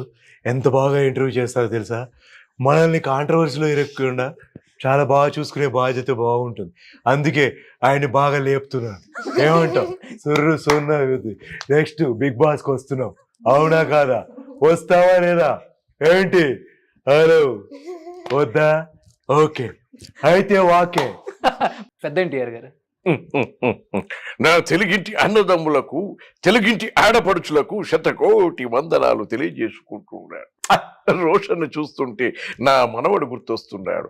రోషన్, నిన్ను చూస్తుంటే నా మనవడిలాగే ఉన్నావయ్యా. నువ్వు కూడా నా మనవడిగా అనుకుంటున్నా. అందుకే నీకు ఈ ఇంటర్వ్యూకి అవకాశం ఇచ్చాను. ఏం కావాలో కోరుకో. ఏమిటి? మీ ఇల్లు కావాలి. ఉన్నది ఒక ఇల్లు తీసుకుని ఎట్లా? అక్కినే నాగేశ్వర నాకేదైనా ఏదైనా ఇంకొక ఇల్లు చూపించు, అక్కడికి వెళ్తాము, నువ్వు ఇది తీసుకో. నేనేమి కావాలి, ఇదే కావాలని పట్టుబట్టలేదు. కావాలి, నీకు కావాలంటే ఏదైనా ఒక చిన్న ఇల్లు చూపించినా చాలు. కాకపోతే నా అవార్డ్స్ పట్టడానికి కొంచెం ప్లేస్ కావాలి అంతే. ఏమంటారు? కావాలి. సో బిహెచ్ గారు. బిహెచ్ గారు. హలో, ఏమ్రా బాబు, ఏంది ఇంకా ఇంటర్వ్యూ చేస్తున్నావు శివారెడ్డిని? అరే బాబు, చాలా సంతోషం రా నాయన. ఇక చాలా సంతోషం. మీకు బాగా ఈ మధ్య కాలంలో బాగా క్లిక్ అయినవురా బాబు. నువ్వు రోషన్ అంటే తెలియని వాళ్ళు ఎవరురా? ఏమ్రా బిడ్డ? తెలియని వాళ్ళు అంటే ఎవరు లేరు. ఆ పాప కూడా చెప్తుంది, చిన్న పాప కూడా. ఆ శివారెడ్డి అంటే కూడా తెలియదు కావచ్చు, విఎన్ మంత్రావు అంటే తెలియదు కావచ్చు, కానీ రోషన్ అంటే అందరికి తెలుసురా భయ్. అట్లా మంచి పేరు సంపాదించుకున్నావు. ఇవాళ రేపు మంచిగా ఉండాలి, చాలా సంతోషంగా ఉండాలి బిడ్డ. కేసీఆర్ గారు. ఏందువా హీరో మహేష్ బాబుని లేపినట్లు చెప్తారు. అంత అవసరమానే ఆయనకి? భయంగా కోడి బజార్లో గుడి పెట్టినారు గట్టున్న శాస్త్రం. పొట్టోని పొడుగులు కొడితే పొడుగుని పోషమ్మ కొట్టినారు గట్టున్నది కదా. ఆయన ఎప్పుడు సరే మీరు కూర్చొని ఈనుడు సరే చాలా అడుగు. జగన్ గారు. విచ్చేసినటువంటి రోషన్ గారికి ప్రతి ఒక్కరికి కూడా మనస్ఫూర్తిగా కృతజ్ఞత తెలియజేసుకుంటా ఉన్నాను. చంద్రబాబు గారు. మాదిరిగా వస్తాయి. ఎన్ని రోజులు ఒక ఎత్తు, ఇప్పుడు ఒక ఎత్తు. ఆ మాదిరిగా మీరు రావడం అనేది సరైన సమయంలో వచ్చారు. మమ్మల్ని ఇంటర్వ్యూ అడుగుతూ ఉన్నారు. తప్పకుండా మీరు అడిగేది వాటికి ప్రతి ఒక్కడికి సమాధానం చెప్తాను. అందరికి కూడా గట్టిగా సమాధానం చెప్తాను. ఇప్పుడు రండి చూసుకుందాం. నేను ఒకటే చెప్తా ఉన్నాను, ఆ రోజుల్లో మీరేం మాట్లాడారో నేను అది అడుగుతున్నా అని చెప్పేసి తెలుసుకుంటున్నాను. రోషన్ గారిని ఎక్కువగా ఇబ్బంది పెట్టడం నాకు ఇష్టం లేదు. కాబట్టి ఆయనకి ఏదైనా చెప్తే మళ్ళీ అన్ని పబ్లిసిటీ అయిపోతూ ఉంటాయి. కాబట్టి నేను తర్వాత మీతో మాట్లాడతాను, పర్సనల్గా మాట్లాడతాను. రాజశేఖర రెడ్డి గారు. నమస్తే చెల్లమ్మా, నమస్తే అక్కయ్య, నమస్తే బాబు, నమస్తే నమస్తే నమస్తే. ఈరోజు రోషన్ గారు మా ఇంటికి రావడం చాలా ఆనందంగా భావిస్తూ, మీరందరూ కూడా పిల్లా పాపలతో సంతోషంగా ఉండాలని, నా మిమిక్రీని ఆదరించి సినిమాల్లో కూడా చాలా అవకాశాలు వచ్చేటట్టుగా ఆశీర్వదించాలని 2 చేతులు జోడించి నమస్కరించుకుంటూ సెలవు తీసుకుంటా ఉన్నాను. నాకు తెలిసే మీరు నిజంగానే, నేను 150 దేశాలు తిరిగాను. నన్ను పట్టుకొని నాకు ఫ్లైట్స్ ఉన్నాయి, ప్రైవేట్ జెట్స్ ఉన్నాయి, అన్ని కూడా ఉన్నాయి. నువ్వు వచ్చేసి నన్ను ఇంతసేపు టైం వేస్ట్ చేసి చెప్తున్నారు. రోషన్ గారికి ఏం చెప్పాలో అర్థం కావట్లేదు. అవునా కదా? కొత్తగా వచ్చారు ఈ మధ్య వీటి గణేష్ గారు. ఎవడురా వీడు ఇంత టాలెంటెడ్ గా ఉన్నాడు? మిమిక్రీ చేయమంటే శివారెడ్డి ఏం చేస్తున్నాడు నాకు అర్థం కావట్లేదు. ఏంటి? అవునా, రోషన్ గారు వచ్చారా? ఓకే, రోషన్ గారి ముందు ఏం మాట్లాడినా కూడా ట్యాగ్ లైన్ మార్చేస్తాడమ్మా. ఎవడురా వీడు? అసలు ఎవడు రానిచ్చాడు ట్యాగ్ లైన్ మార్చొద్దని చెప్పు. సో మీకు ఇష్టమైన వాయిస్ అవుద్ది? He can do everything perfectly. Specific గా ఇష్టం అనేది ఏం లేదు. అంటే ఇప్పుడు నేను నిన్న అడిగాను కదా డాడీకి, మిమ్మల్ని మీరు ఏ వాయిస్ అడుగుదాం అనుకున్నారు? Mostly I like NTR's. It's like perfect గా. ఓ పెద్ద ఎన్టీఆర్. Okay, senior. కృష్ణ గారు అనుకోండి. ఏం మాట్లాడుతున్నారు రోషన్ గారు? ఈ రోజు మీరు ఇక్కడ రావడం చాలా ఆనందంగా ఉందని చెప్పేసి తెలుసుకుంటున్నాను. నిజంగా మీరు ఇంటర్వ్యూ చేస్తారా? ఇట్లా ఓకే, కృష్ణరాజు గారు కూడా. శోభన్ బాబు గారు, కృష్ణరాజు గారు. శోభన్ బాబు గారు కూడా. రోషన్ ఏంటే మనం కృష్ణరాజు గారు అయితే నాయాల్ది ఏంటి రోషన్, ఎప్పుడు వచ్చావు? మోక్షి కత్తెట్టుకు రా. రోషన్ డౌట్ గా చూస్తున్నాడు. నా యాది ఈ రోజు రోషన్ నేనా చేరిపోవాలి. ఇట్లా సరదాగా ఓకే ఎవరైనా చేయగలుగుతాను. ఓకే పవన్ కళ్యాణ్ గారిది పవన్ కళ్యాణ్ గారు చూస్తున్నాయో ఏంటి ఈరోజు మన ఇంటికి రోషన్ గారు రావడం చాలా ఆనందంగా ఉందని చెప్పి తెలుసుకుంటూ నిజంగా బిజీగా ఉండడంలో ఇప్పుడు ఎలక్షన్లోకి వచ్చి నేను బిజీ అవడం వల్ల నీతో ఎక్కువ సమయం కేటాయించలేకపోతున్నావు, ఏమనుకోవద్దు. మా పిల్లలతో మాట్లాడండి, అది చిన్నది చాలా చక్కగా పాటలు పాడుతుంది, దాంతో పాట పాడిచ్చాడు, పాడిస్తావో లేదా. కాదు ఇప్పుడు ఇంత పెద్ద పెద్ద పొలిటీషియన్స్ స్టేజ్ మీద మీరు వాళ్ళ ముందు మాట్లాడినప్పుడు రాజశేఖర రెడ్డి గారు పక్క నవ్వుకొని అసలు పొట్ట చెక్కలేదా నవ్వుకున్నారు. బట్ కొన్ని బెదిరింపులు వస్తుంటాయి, కొన్ని చాలా నార్మల్ గా తీసుకుంటారు కొంతమంది, రెండు ఉంటాయి. అలా ఎప్పుడైనా బెదిరింపులు రావటం కానీ రాజశేఖర రెడ్డి గారిది చేసినప్పుడు బెదిరింపులు ఏం రాలేదు కానీ బెదిరింపులు అట్లాంటివి ఏం రాలేదు కానీ జగన్ గారిది US లో నేను పర్ఫార్మెన్స్ చేయబోయే ముందు US లో నాకు బాగా దగ్గర తెలిసిన అతనే, అంటే ఆ సిటీకి వెళ్ళినప్పుడల్లా కలుస్తూ ఉంటాడు. భయ్యా నువ్వు జగన్ది చేయొద్దు అని చెప్పేసి అన్నాడు. జగన్ గారిది ఎందుకు చేయొద్దు, జగన్ గారిది చేయొద్దు, జగన్ అన్నది చేయొద్దు. అది ఎందుకు అంటున్నాను. ఇప్పుడు చక్కగా అందరిది చేసుకుంటూ పోతుంటారు కదా పొలిటీషియన్స్ది. ఇప్పుడు జగన్ గారు హాట్గా టాపిక్ నడుస్తుంది కదా, సో జగన్ గారిది చేయొద్దంటే అక్కడ ప్రోగ్రాంలో మెయిన్ ఐటమ్ మిస్ అయిపోయినట్టే కదా ఒక వాయిస్. అది దేనికోసం అని వద్దంటున్నాను. వద్దు నేనైతే చెప్తున్నా వద్దు, మా వాళ్ళు కొంచెం సీరియస్ అయ్యేలా ఉన్నారు, అది ఒక గ్యాంగ్ ఉంది అని అంటే ఇట్లా మాట్లాడినారు. సో అదొకటి విన్నాను అంతే తప్ప అదర్వైజ్ అయినా కూడా నేను చెప్పాను, ఇప్పుడు మీకు జగన్ గారి ఇష్టమైతే నేను అక్కడ జగన్ గారి చేస్తున్నప్పుడు, చంద్రబాబు గారు చేస్తున్నప్పుడు, చంద్రబాబు గారు చేసినప్పుడు చంద్రబాబు గారి ఫ్యాన్స్ బాగా ఎంజాయ్ చేస్తారు, చిరంజీవి గారు చేస్తున్నప్పుడు చిరంజీవి గారి ఫ్యాన్స్ బాగా ఎంజాయ్ చేస్తారు, రాజశేఖర రెడ్డి గారు చేస్తున్నప్పుడు రాజశేఖర రెడ్డి గారు, అట్లా జగన్ గారు చేస్తున్నప్పుడు జగన్ గారి ఫ్యాన్స్ గా మీరు బాగా ఎంజాయ్ చేయండి. అంతేగాని నేనేం జగన్ గారిని కించపరుస్తూ మాట్లాడట్లేదు కదా, ఏ పొలిటీషియన్స్ అట్లా చేయలే. నేను ఎప్పుడు బాగా డిగ్రేడ్ చేసినట్టుగా ఇప్పుడు. అండ్ నా మెమిక్రీలో కూడా వైఫ్ అండ్ హస్బెండ్ జోక్లలో కూడా హెల్తీ జోక్స్ ఉంటాయి, అంటే అందరూ ఫ్యామిలీతో వినేటువంటి జోక్స్, నవ్వుకునేటువంటి జోక్స్ ఏ ఉంటాయి తప్ప బూతులు రావు. రాజశేఖర్ జీవిత గారి చాలా చక్కగా మాట్లాడు అట్లా. హలో సరే బాగున్నారా రోషన్ గారు, జీవిత రోషన్ సార్ చూసావా బాగా చేస్తారు ఇంటర్వ్యూ, మీరు ఒకసారి శివాత్మిక ఒకసారి మాట్లాడించండి. ఓకే ఉండి బంగారం ముందు అయితే మీరు మాట్లాడండి, మీ ఇంటర్వ్యూ అయిపోయిన తర్వాత శివాత్మిక మాట్లాడిద్దాం. ఓకే ఇట్లా జీవిత గారు. సో ఇట్లా అయ్యో ఎంత పని చేసేవారు నీ మీద మనము సూర్యకాంతం గారు, ఇట్లా అట్లా రకరకాల. స్వామి గారు బతికినప్పుడు ఎంత బాగా ఉండేది నాయన, అసలు మా ఇంటి రామారావు, లక్ష్మీపాతి గారు, ఇట్లా చాలా చాలా.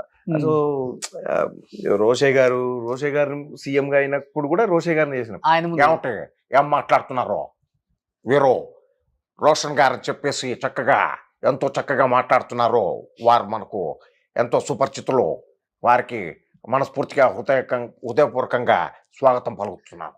ఏమిటి కూర్చో బుద్ధి లేకుండా మాట్లాడతాం, కోపంగా మాట్లాడతారు. రోషే గారు, బొత్స సత్యనారాయణ గారు ఇటుది ఏడు చెప్తారు, ఏడు చేయలేరు, ఇప్పుడు రోషన్ గారు చేసేస్తారా అట్లా. అది ఎలా అంత వాయిస్ ని ఇప్పుడు, ఎందుకంటే ఇండస్ట్రీలోకి your the first mimicry artist నాకు తెలిసినంత వరకు. అంటే అప్పటికి ఒకళ్ళు ఇద్దరు మాట్లాడినా గానీ చాలా తక్కువ మంది వాయిస్లే ఇంత ప్రొఫెషనల్ గా తీసుకొని ఇన్ని వాయిస్లు ఇన్ని చేసిన వాళ్ళు లేరు. ఒక్కసారిగా ఇండస్ట్రీ అరే ఎవర్రా శివారెడ్డి అనే స్థాయికి మీరు వెళ్ళిపోయారు. శివారెడ్డిని పిలిపించుకొని మాట్లాడదాం, శివారెడ్డికి ఫోన్ చేసి అప్రిషియేషన్ చేద్దాము. ఒక పెద్ద ఫ్యామిలీ, చాలా పెద్ద ఫ్యామిలీ, అంటే నందమూరి ఫ్యామిలీకి సంబంధించిన ఫ్యామిలీ. సో అలాంటి ఫ్యామిలీలో నుంచి ఒక ఇన్విటేషన్ ప్రింట్ అయిపోయి వాళ్ళ కూతురు ఫంక్షన్ పెట్టుకొని నా డేట్ లేదు మిమిక్రీ ప్రోగ్రామ్ పెట్టిద్దామంటే అని చెప్పేసి మళ్ళీ ఆ ఇన్విటేషన్స్ అన్నీ ఎవరెవరికైతే ఇచ్చారో వాళ్ళకి ఫోన్ కాల్స్ ద్వారా మెసేజ్ ద్వారా డేట్ మారింది అని చెప్పేసి మళ్ళీ నా డేట్ను బట్టి వాళ్ళకి మళ్ళీ మెసేజ్లు పంపించి డేట్ మార్చారు. ఏ మ్యారేజ్ అయినా కానీ మీరు ఉండాలి, ఏ ఈవెంట్ అయినా కానీ మీరు ఉండాలి. అసలు మీ మిమిక్రీ లేనిది అసలు అప్పుడు ఈవెంట్సే లేవు. అట్లా మార్చేశారు మొత్తం. అంటే కార్డ్స్ ఇన్విటేషన్స్ ప్రింట్ చేసి అందరికి పనిచేసిన తర్వాత మళ్ళీ ఎంతమందికి అయితే పంచారో అంతమందికి మళ్ళీ ఫోన్లు చేసి ఈ డేట్ కాదు, కార్డులో ఉన్నది కాదు, మనం డేట్ మారుస్తున్నాం అని చెప్పేసి ఆ ఫంక్షన్ని మార్చేసి పోస్ట్పోన్ చేసేసి నాకు ఫ్రీ ఉన్న డేట్ పెట్టారంటే ఇక అంతకంటే ఇంకా జీవితంలో చాలా సాధించారు నిజంగా చెప్పాలంటే. మిమిక్రీ అనేది లేకపోతే మిమ్మల్ని ఈ రోజు జనం గుర్తుపట్టరు. మిమిక్రీ ఉండబట్టే శివారెడ్డి అనేవాడు బతుకున్నాడు ఇండస్ట్రీలో.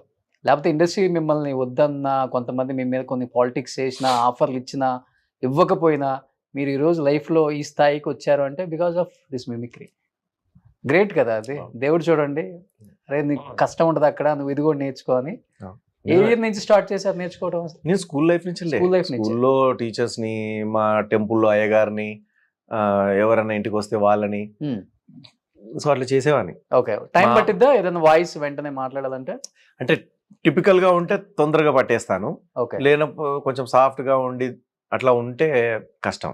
అట్లా అప్పటికప్పుడు స్టేజ్ మీద ఎవరైనా మాట్లాడుతున్నప్పుడు వాళ్ళ టక్కున వాళ్ళ లాగానే మళ్ళీ మాట్లాడిన రోజులు ఉన్నాయి. కాలేజ్ ఫంక్షన్స్లలో, కొన్ని ఈవెంట్స్లలో, కొన్ని కంపెనీ ఈవెంట్స్లలో, రియల్ ఎస్టేట్ ఈవెంట్స్లలో వాళ్ళు మాట్లాడే ఎవరైనా ఆ సీఎం కానీ, ఆ సిఇఓ కానీ, ఆ ఎండి కానీ, చైర్మన్ కానీ మాట్లాడుతున్నప్పుడు ఆ వాయిస్ టక్కున లేదు. ఆ ప్రోగ్రామ్ కండక్ట్ చేయడానికి ఎవరో ఒకరు ఉంటారు కదా, ఒక పెద్ద మనిషి, ఆయన మాట్లాడుతున్నప్పుడు ఇప్పుడు మా ఎండి గారు, మా చైర్మన్ గారు వస్తారు, వాళ్ళందరికీ అవార్డులు ఇస్తారు, ఇప్పుడు ముందుగా రమేష్ గారు రావాల్సిందే కోరుతా ఉన్నాం, సీనియర్ డిస్ట్రిబ్యూటర్ అని ఇట్లా ఏదో అనౌన్స్ చేస్తుంటారు. అట్లాంటి వాళ్ళు టక్కున పట్టేసి మళ్ళీ వెంటనే నేను మాట్లాడిస్తుంటాను. ఇందాక ఈయన చక్కగా యాంకరింగ్ చేశారు, మీతో మీ సారు, ఆయనలాగా నేను మాట్లాడతానని చెప్పి టెక్నాలజీ. సినిమా వాళ్ళు కూడా షూటింగ్ వచ్చినప్పుడు ఫస్ట్ ఇప్పుడంటే ఓకే, అప్పుడు పెద్ద హీరోలు అందరూ పక్కన కూర్చోబెట్టుకుని హ్యాపీగా అన్ని వాయిస్లు చేయించుకున్నారు, చాలా ఎంజాయ్ చేస్తుంటారు. స్టాలిన్ షూటింగ్ అప్పుడు చిరంజీవి గారు చాలా సార్లు చేయించుకున్నారు, ఆర్ నారాయణమూర్తి గారి లాగా, అట్లా తర్వాత పెద్ద ఎన్టీఆర్ గారి లాగా, ఇట్లా నాగేశ్వర గారి లాగా, కృష్ణ గారి లాగా చక్కగా చేయించుకునేవారు. ఒకసారి ఇంటికి పిలిచి కూడా వదినమ్మ గారిని పిలిచి, శివారెడ్డి చాలా మంచి ఆర్టిస్ట్, అయ్యో నాకు తెలియదు, తెలుసు, నాకు తెలియకూడదని అని చెప్పేసి అని కూర్చోబెట్టి మంచిగా కొద్దిసేపు నవ్వించమని చెప్పేసి ఇట్లా బాగా చాలా మంది హీరోలు అట్లా. హీరో వెంకటేష్ గారు కూడా బాగా ఎంజాయ్ చేస్తారు మిమిక్రీ, చాలా బాగా ఎంజాయ్ చేస్తారు. అందరూ ఎంజాయ్ చేసేవాళ్ళే మన వాళ్ళు.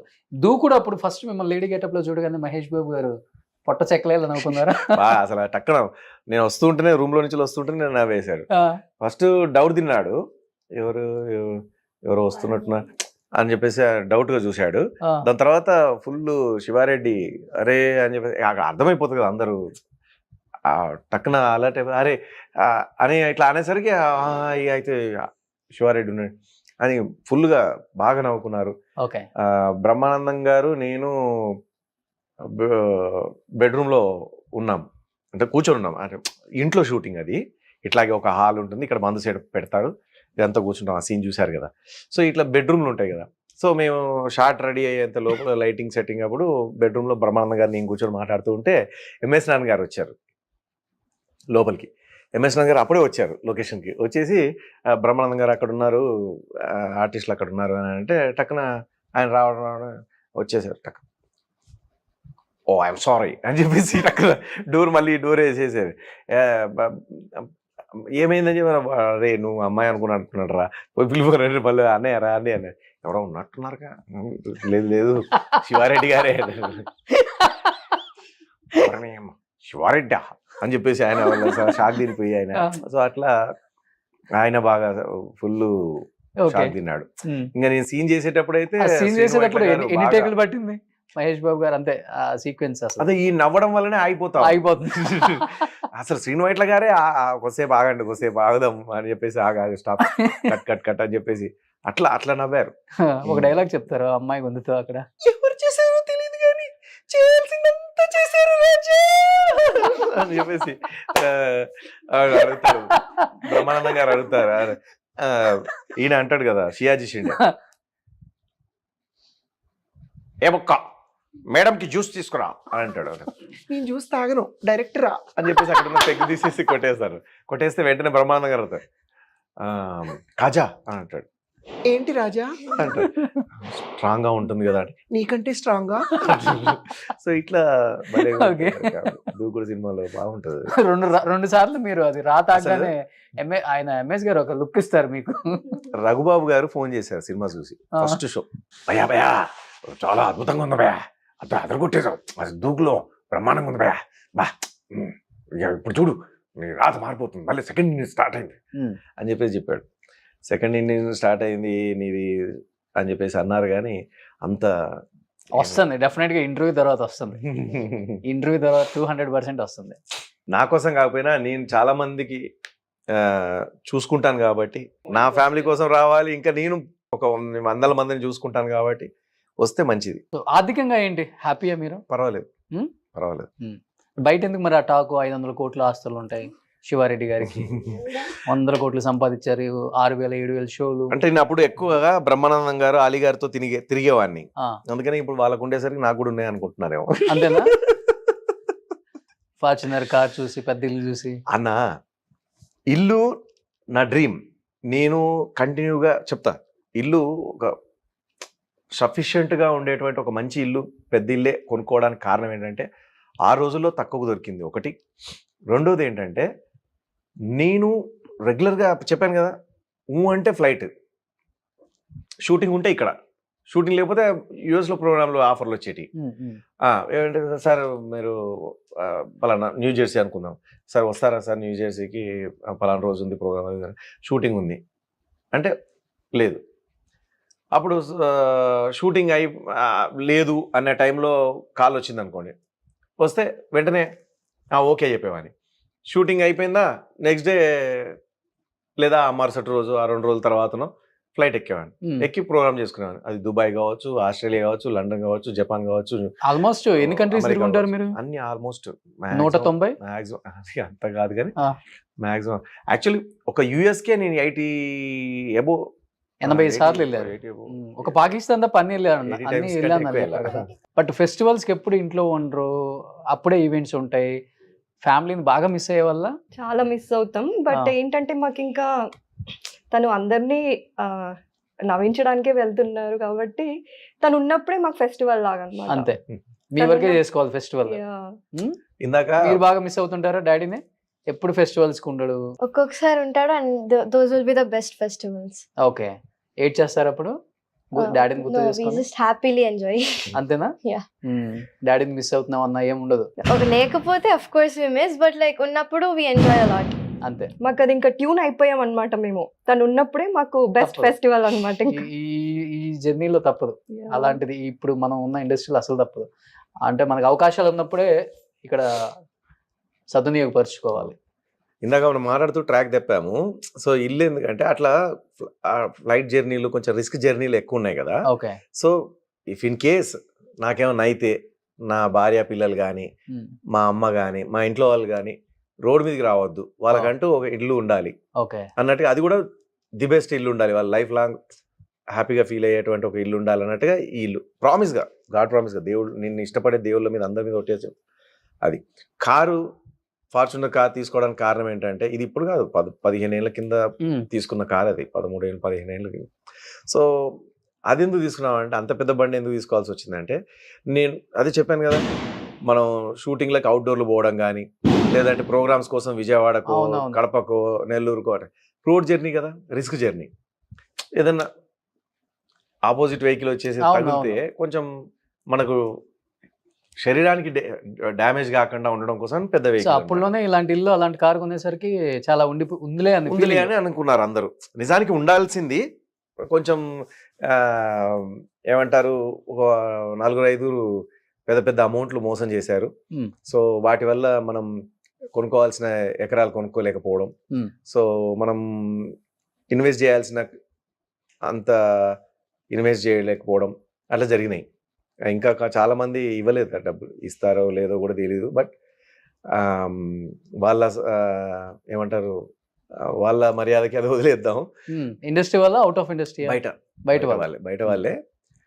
కొన్ని మంచి ప్రాపర్టీస్ అయితే, ఒక దగ్గర ఫ్రెండ్ అయితే అసలు ఇది వద్దు, ఇది బాగాలేదు, అది వద్దు, అది బాగాలేదు అని ఇట్లా క్యాన్సిల్ చేస్తారు. లేదు అంటే ఇప్పుడు నువ్వు అన్నట్టుగా అది 300 కోట్లు 500 కోట్లు ఉండేటివి ఆ ప్రాపర్టీస్. ఓకే, 2-3 ప్రాపర్టీసే నీకు 300-400 కోట్లు ఈజీగా ఉండేది.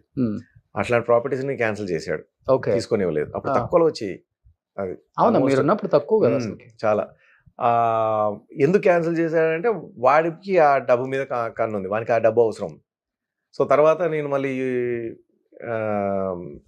బిజీగా ఉండే టైంలో తను తీసుకొని నేను మళ్ళీ ఇస్తానని చెప్పేసి తీసుకొని అట్లా ఒకరు మోసం చేశారు. ఒకరేమో నేను యూఎస్కి వెళ్తూ ఉంటే నువ్వు బ్యాచిలర్వి కదా, ఇంట్లో అంత డబ్బు ఉండడం కరెక్ట్ కాదు, నేను పెట్టుకొని ఇస్తాను, నువ్వు మళ్ళీ వచ్చిన తర్వాత మళ్ళీ తెచ్చిస్తాను. ఇలాంటి మోసాలు కూడా జరిగినాయి. బ్రహ్మాండంగా అట్లా కూడా తీసుకున్నారు. అట్లా చాలా రకరకాలుగా జరిగింది. ఇప్పుడు కొంచెం ఇంకా బుద్ధి వచ్చింది. బుద్ధి వచ్చే టైంకి డబ్బులు సంపాదించడం తగ్గిపోయింది. సో అట్లా ఓకే. అదే బుద్ధి వచ్చే టైంకి ఎద్దు ఉండదు, ఎద్దు వచ్చే టైంకి బుద్ధి ఉండదు అన్నట్టుగా. సో ఆల్మోస్ట్ అందరు యాక్టర్స్ తో చేశారు కదా. ఆల్మోస్ట్ ఒక బాలేబాబు గారితో చేయలేదు, ఆ ఒక్క కోరిక మిగిలిపోయింది. అవునా? ఓకే. యాక్చువల్లీ ఒకసారి ఏదో ఆఫర్ వచ్చింది, మళ్ళీ కొంచెం మిస్ అయింది. ఓకే. బాగా ఇష్టమైన హీరో అంటే ఎవరు? శివారెడ్డి గారు. ఇంకే దానిలో చిరంజీవి గారు. మొత్తం నరనరాలలో బ్లడ్ లో చిరంజీవి గారు అంతే. ఆయన ఇప్పటికీ నిన్న కూడా కళలోకి వచ్చాడు. ఆయన వారంలో ఒక 5-6 సార్లు రావాల్సిందే. చిరంజీవి గారు 3-4 సార్లు అన్నా కంపల్సరీ అట్లా టచ్ అన్న చేసి వెళ్తారు నైట్లో, నిద్రలో. ఆయన కింద ఆఫీస్లో నువ్వు ఎంటర్ అయిన తర్వాత పెద్ద కట్అవుట్ ఉంది, పెద్ద ఫోటో ఫ్రేమ్ ఉంది, పెద్దది, 6 feet height, 7 feet height, 4 feet అడ్డగా పెట్టింది. అది అన్నయ్యదే. అన్నయ్య ఫోటోనా? కట్టెన్ కప్పి ఉంది కదా, ఓకే. అన్నయ్యకి ఇవ్వడం కోసమే అన్నయ్య ఫోటోనే అది. ఓకే. సో కలవాలి ఇప్పుడైతే. అపాయింట్మెంట్ దొరుకుతుందా? అంటే మన మేనేజర్ వాళ్ళకి కాల్ చేశాను, అంటే బిజీగా ఉన్నారు అని చెప్పేసి అని అంటూ ఉండే. సో ఒకసారి అనుకోకుండా శ్రీకాంత్ అన్న వచ్చాడు ఇంటికి. శ్రీకాంత్ అన్న వచ్చినప్పుడు అతను కూడా చూశాడు. ఏంటి శివ ఇది అంటే, అన్నయ్యదే చేయించాను, ఏది చూపించాను. మరి ఇవ్వకపోయావా అన్నాడు. అంటే అదే మేనేజర్ని అడిగాను, కొంచెం చూసి చెప్తామన్నారు, ఏ రోజు కలవాలో డేట్ చెప్తామన్నారు.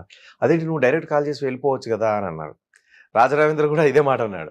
అని అన్న అట్లా డైరెక్ట్ కాల్ చేసి పోవడం అట్లా నాకు ఇష్టం ఉండదు అన్న, పద్ధతి ప్రకారం ఎంత మనం అన్న దగ్గర తీసినా పద్ధతిగానే ఉండాలి మనం అని అది మెయింటైన్ చేయాలి. మళ్ళీ ఆయన కలిసిన తర్వాత సరదాగా క్లోజ్గా ఉండడము, ఆడడం పాడడం అదంతా డిఫరెంట్. బట్ వెన్ మనం అప్రోచ్ అవుతున్నప్పుడు అది ఒక పద్ధతిగా అప్రోచ్ అవ్వడం అనేది, ఆయన మర్యాదకు తగ్గట్టుగా మనం అలా నడుచుకోవడం అనేది నాకు ఇష్టం. సూపర్. సో లాస్ట్గా చెప్పండి, ఆయనలో నచ్చేది ఏంటి, నచ్చంది ఏంటి అసలు? స్ట్రెంగ్త్ వీక్నెస్ కూడా చెప్పండి. రెండు మంచితనమే, అందరినీ నమ్మేస్తారు. ఓకే. అదొక్కటే. ఇంకా రెండింటికి అంటే ఎక్కువ ఎక్స్ట్రీమ్ మంచితనం పనికిరాదు. అదే ఇప్పుడు తెలుసుకున్నారు. చాలా అమాయకుడు, మళ్ళీ ఎవరిని ఏది అడగడు. మళ్ళీ తెలుసు అడగందే అమ్మాయినా అన్నం పెట్టదనేది తెలుసు. ఎప్పుడైనా ఏడ్చిన సందర్భాలు ఉన్నాయా మీరు? తన వల్ల, ఆయన వల్ల. నేను కష్టపెట్టుకుంటేనా లేకపోతే నా కష్టం చూసా? ఆయన కష్టం చూసి ఆయన. అమ్మో చాలా సార్లు. అవి ఇంకా చెప్పుకోవడానికి లేదు. ఒకటి అంటే ఏమని చెప్తారు? అదే మీన్ ఇందాక చెప్పారు కదా, ఫస్ట్ మ్యారేజ్ అయినాక ఫస్ట్ షూట్ కి వెళ్ళారు. అసలు వచ్చి తను ఏడుపు, నేను ఏడుపు, ఇద్దరం. ఇట్స్ సో పెయిన్ఫుల్ అది. ఇంకా ఇప్పుడు కూడా ఈ మధ్య కూడా లైక్ వస్తున్నాయి, సడన్ గా క్యాన్సిల్ అవుతున్నాయి ఈవెంట్స్ కానీ షూటింగ్స్ కానీ. సో చాలా డిసప్పాయింట్ అవుతున్నారు. బట్ నేనైతే అంత డిసప్పాయింట్ ఏం అవ్వకండి, some of the other day definitely మీకు వస్తుంది ఛాన్స్. తను చేసిన మంచి పనులకైతే నేను మిమిక్రీ కన్నా ఎక్కువ ఇష్టపడిపోయాను అనమాట తనని. ఓకే. సో ఇండస్ట్రీకి కూడా నేను రిక్వెస్ట్ చేస్తున్నాను, ఎందుకంటే శివారెడ్డి గారు అంటే మనకు కొత్త మనిషి కాదు, కొత్త పరిచయం కూడా అక్కర్లేదు. ఎంతో మందిని నవ్వించారు, ఇప్పటికీ నవ్విస్తూనే ఉన్నారు. బట్ ఆయన ఏం డ్రీమ్, ఇప్పుడున్న ఆర్టిస్టులతో కూడా చాలా వర్క్ చేస్తున్నారు. కానీ ఇప్పుడున్న కొత్త డైరెక్టర్స్ గుర్తుపెట్టుకోండి, ఇండస్ట్రీలో ఎవరెవరు ఉన్నారు, వాళ్ళు ఎలాంటి క్యారెక్టర్స్ సూట్ అవుతారు. ఆయన కేవలం కమెడియన్ మాత్రమే కాదు, అన్ని రకాల పాత్రలు చేస్తున్నారు, చేసే సత్తా ఆయనకుంది. ఆయన రిక్వెస్ట్ చేసింది ఒకటే, థర్డ్ పర్సన్స్ 100 చెప్తుంటారు, బట్ మన మనుషులు ఏంటో మనకు తెలుసు. కాబట్టి ఎప్పుడు కూడా రెమ్యునరేషన్ డిమాండ్ చేయని the one and only actor నేను చూసిన వ్యక్తుల్లో. అన్నం పెడితే చాలు, వేషం ఇస్తే చాలు అనే స్థాయి నుంచి మీరు ఎంతో కొంత ఇచ్చి మంచి వేషం వేయండి అనే స్థాయికి వచ్చినా కానీ అంటే ఎంత డిమాండ్ చేసే స్థాయికి వచ్చినా కానీ ఇప్పటికి కూడా మీరు ఎంత ఇచ్చినా కానీ ఓకే అనే యాక్టర్ ఎవరు లేరండి. డెఫినెట్గా ఇండస్ట్రీ మిమ్మల్ని గుర్తిస్తుంది, మంచి అవకాశాలు ఇస్తుంది, మళ్ళీ మేము స్క్రీన్ మీద చూస్తాం, మళ్ళీ అదే నవ్వులు థియేటర్లో పగలబడి నవ్వుకునే రోజులు వస్తాయి డెఫినెట్గా. ఎందుకంటే ఒక్క సీన్ చేసినా 2 సీన్లు చేసినా కానీ ఆ సీన్కి పర్ఫెక్ట్ న్యాయం చేయగల యాక్టర్ అంటే, మంచి కమెడియన్ అంటే మీరని చెప్పొచ్చు. ఇలా మోల్డ్ అయిపోతారు ఏ క్యారెక్టర్కైనా. డెఫినెట్గా వస్తుంది శివన్న. అసలు మీరు ఎప్పుడు కూడా ఏమాత్రం కూడా డిప్రెషన్లోకి వెళ్ళొద్దు. ఇండస్ట్రీ మన వాళ్ళది, మనది, మనల్ని గుర్తిస్తుంది డెఫినెట్గా, మిమ్మల్ని ఇప్పుడు గుర్తిస్తుంది డెఫినెట్గా. సో మీరు కూడా ఇండస్ట్రీకి ఏం చెప్పాలనుకుంటున్నారు? ఆర్టిస్ట్ మన ఆడియన్స్కి ఏం చెప్పాలనుకుంటున్నారు? ఆడియన్స్కి అంటే నన్ను ఇప్పటివరకు ఆదరించారు, అలాగే ఇక ముందు కూడా అలాగే ఆదరిస్తారని నమ్మకం నాకు ఉంది. ఆడియన్స్కి వాళ్ళందరికీ కూడా నా కుటుంబ సభ్యుల తరఫున, నా తరఫున హృదయపూర్వక కృతజ్ఞత తెలియజేసుకుంటున్నాను. సో ఆడియన్స్ ఎప్పుడు నన్ను ఆదరించారు, ఎప్పుడు ఆదరిస్తారు అనే నమ్మకం కూడా నాకు ఉంది 100%. ఇంకా ఇండస్ట్రీకి వస్తే మా డైరెక్టర్లకు కానీ, మా ప్రొడ్యూసర్లకు కానీ, మా కో ఆర్టిస్టులకు కానీ నన్ను ఒకసారి దగ్గరగా ఊహించుకొని దగ్గరగా నన్ను చూస్తే ఆటోమేటిక్గా మీకు బాగా నచ్చిన శివారెడ్డి మీకు కనబడతాడు. తప్పకుండా మీరు ఎలాంటి క్యారెక్టర్లు ఇచ్చినా, ఎలాంటి క్యారెక్టర్లకి నన్ను మా కో ఆర్టిస్టులు రికమెండ్ చేసినా నేను చేస్తాను. అండ్ డైరెక్టర్లు కానీ, ప్రొడ్యూసర్స్ కానీ డిమాండ్ చేయకుండా నేను ఎప్పుడూ ఒళ్ళు దగ్గర పెట్టుకొని చేసేటువంటి వ్యక్తినే. ఎంత పీక్ స్టేజ్లో ఉన్నా కూడా ఒదిగే ఉంటాను, లేకున్నా కూడా అలాగే ఒదిగే ఉంటాను. ఎందుకంటే పీక్ స్టేజ్లో ఉన్నప్పుడు నేను ఇది అని చెప్పేసి గర్వపడ్డప్పుడు, పీక్ స్టేజ్లో లేనప్పుడు అయ్యో అని కృంగిపోతే అందరు చూసి నవ్వుకుంటారు. కాబట్టి ఎప్పుడు ఒకేలాగా ఉండాలా, ఎప్పుడు పద్ధతిగా, రెస్పెక్టబుల్గా, ప్లీజీగానే ఉంటూ మన లైఫ్ని కొనసాగాలి, లీడ్ తీసుకోవాలి. కాబట్టి సో మీరందరూ నాకు పెద్ద మనసు చేసుకొని మంచి అవకాశాలు ఇచ్చి, నాకు అవకాశాలు ఇచ్చి, మంచి అవకాశాలు కాదు, అవకాశాలు ఇచ్చి నన్ను ఆదరిస్తారని, ఆదుకుంటారని, నన్ను ఎంకరేజ్ చేస్తారని మా దర్శకులకి, ప్రొడ్యూసర్లకి శిరస్సు వంచి కోరుకుంటున్నాను. So thank you so much Shiva Reddy గారు అండ్ స్వాతి గారు. Thank you so much. Be happy, స్ట్రాంగ్గా ఉండండి. ఇండస్ట్రీ మళ్ళీ మిమ్మల్ని ఇంకొకసారి సెకండ్ ఇన్నింగ్స్ అనుకోండి, థర్డ్ ఇన్నింగ్స్ అనుకోండి, డెఫినెట్గా ఈ ఇయర్ మీకు మిరాకిల్స్ జరుగుతాయి. Thank you, brother. Thank you so much. Thank you so much. Thank you. Happy Deepavali, happy Sankranti, happy New Year. Thank you. Love you. Suman టీవీలో మీ పర్సనల్ అండ్ బిజినెస్ ప్రమోషన్స్ కోసం కింది నెంబర్కి contact చేయండి.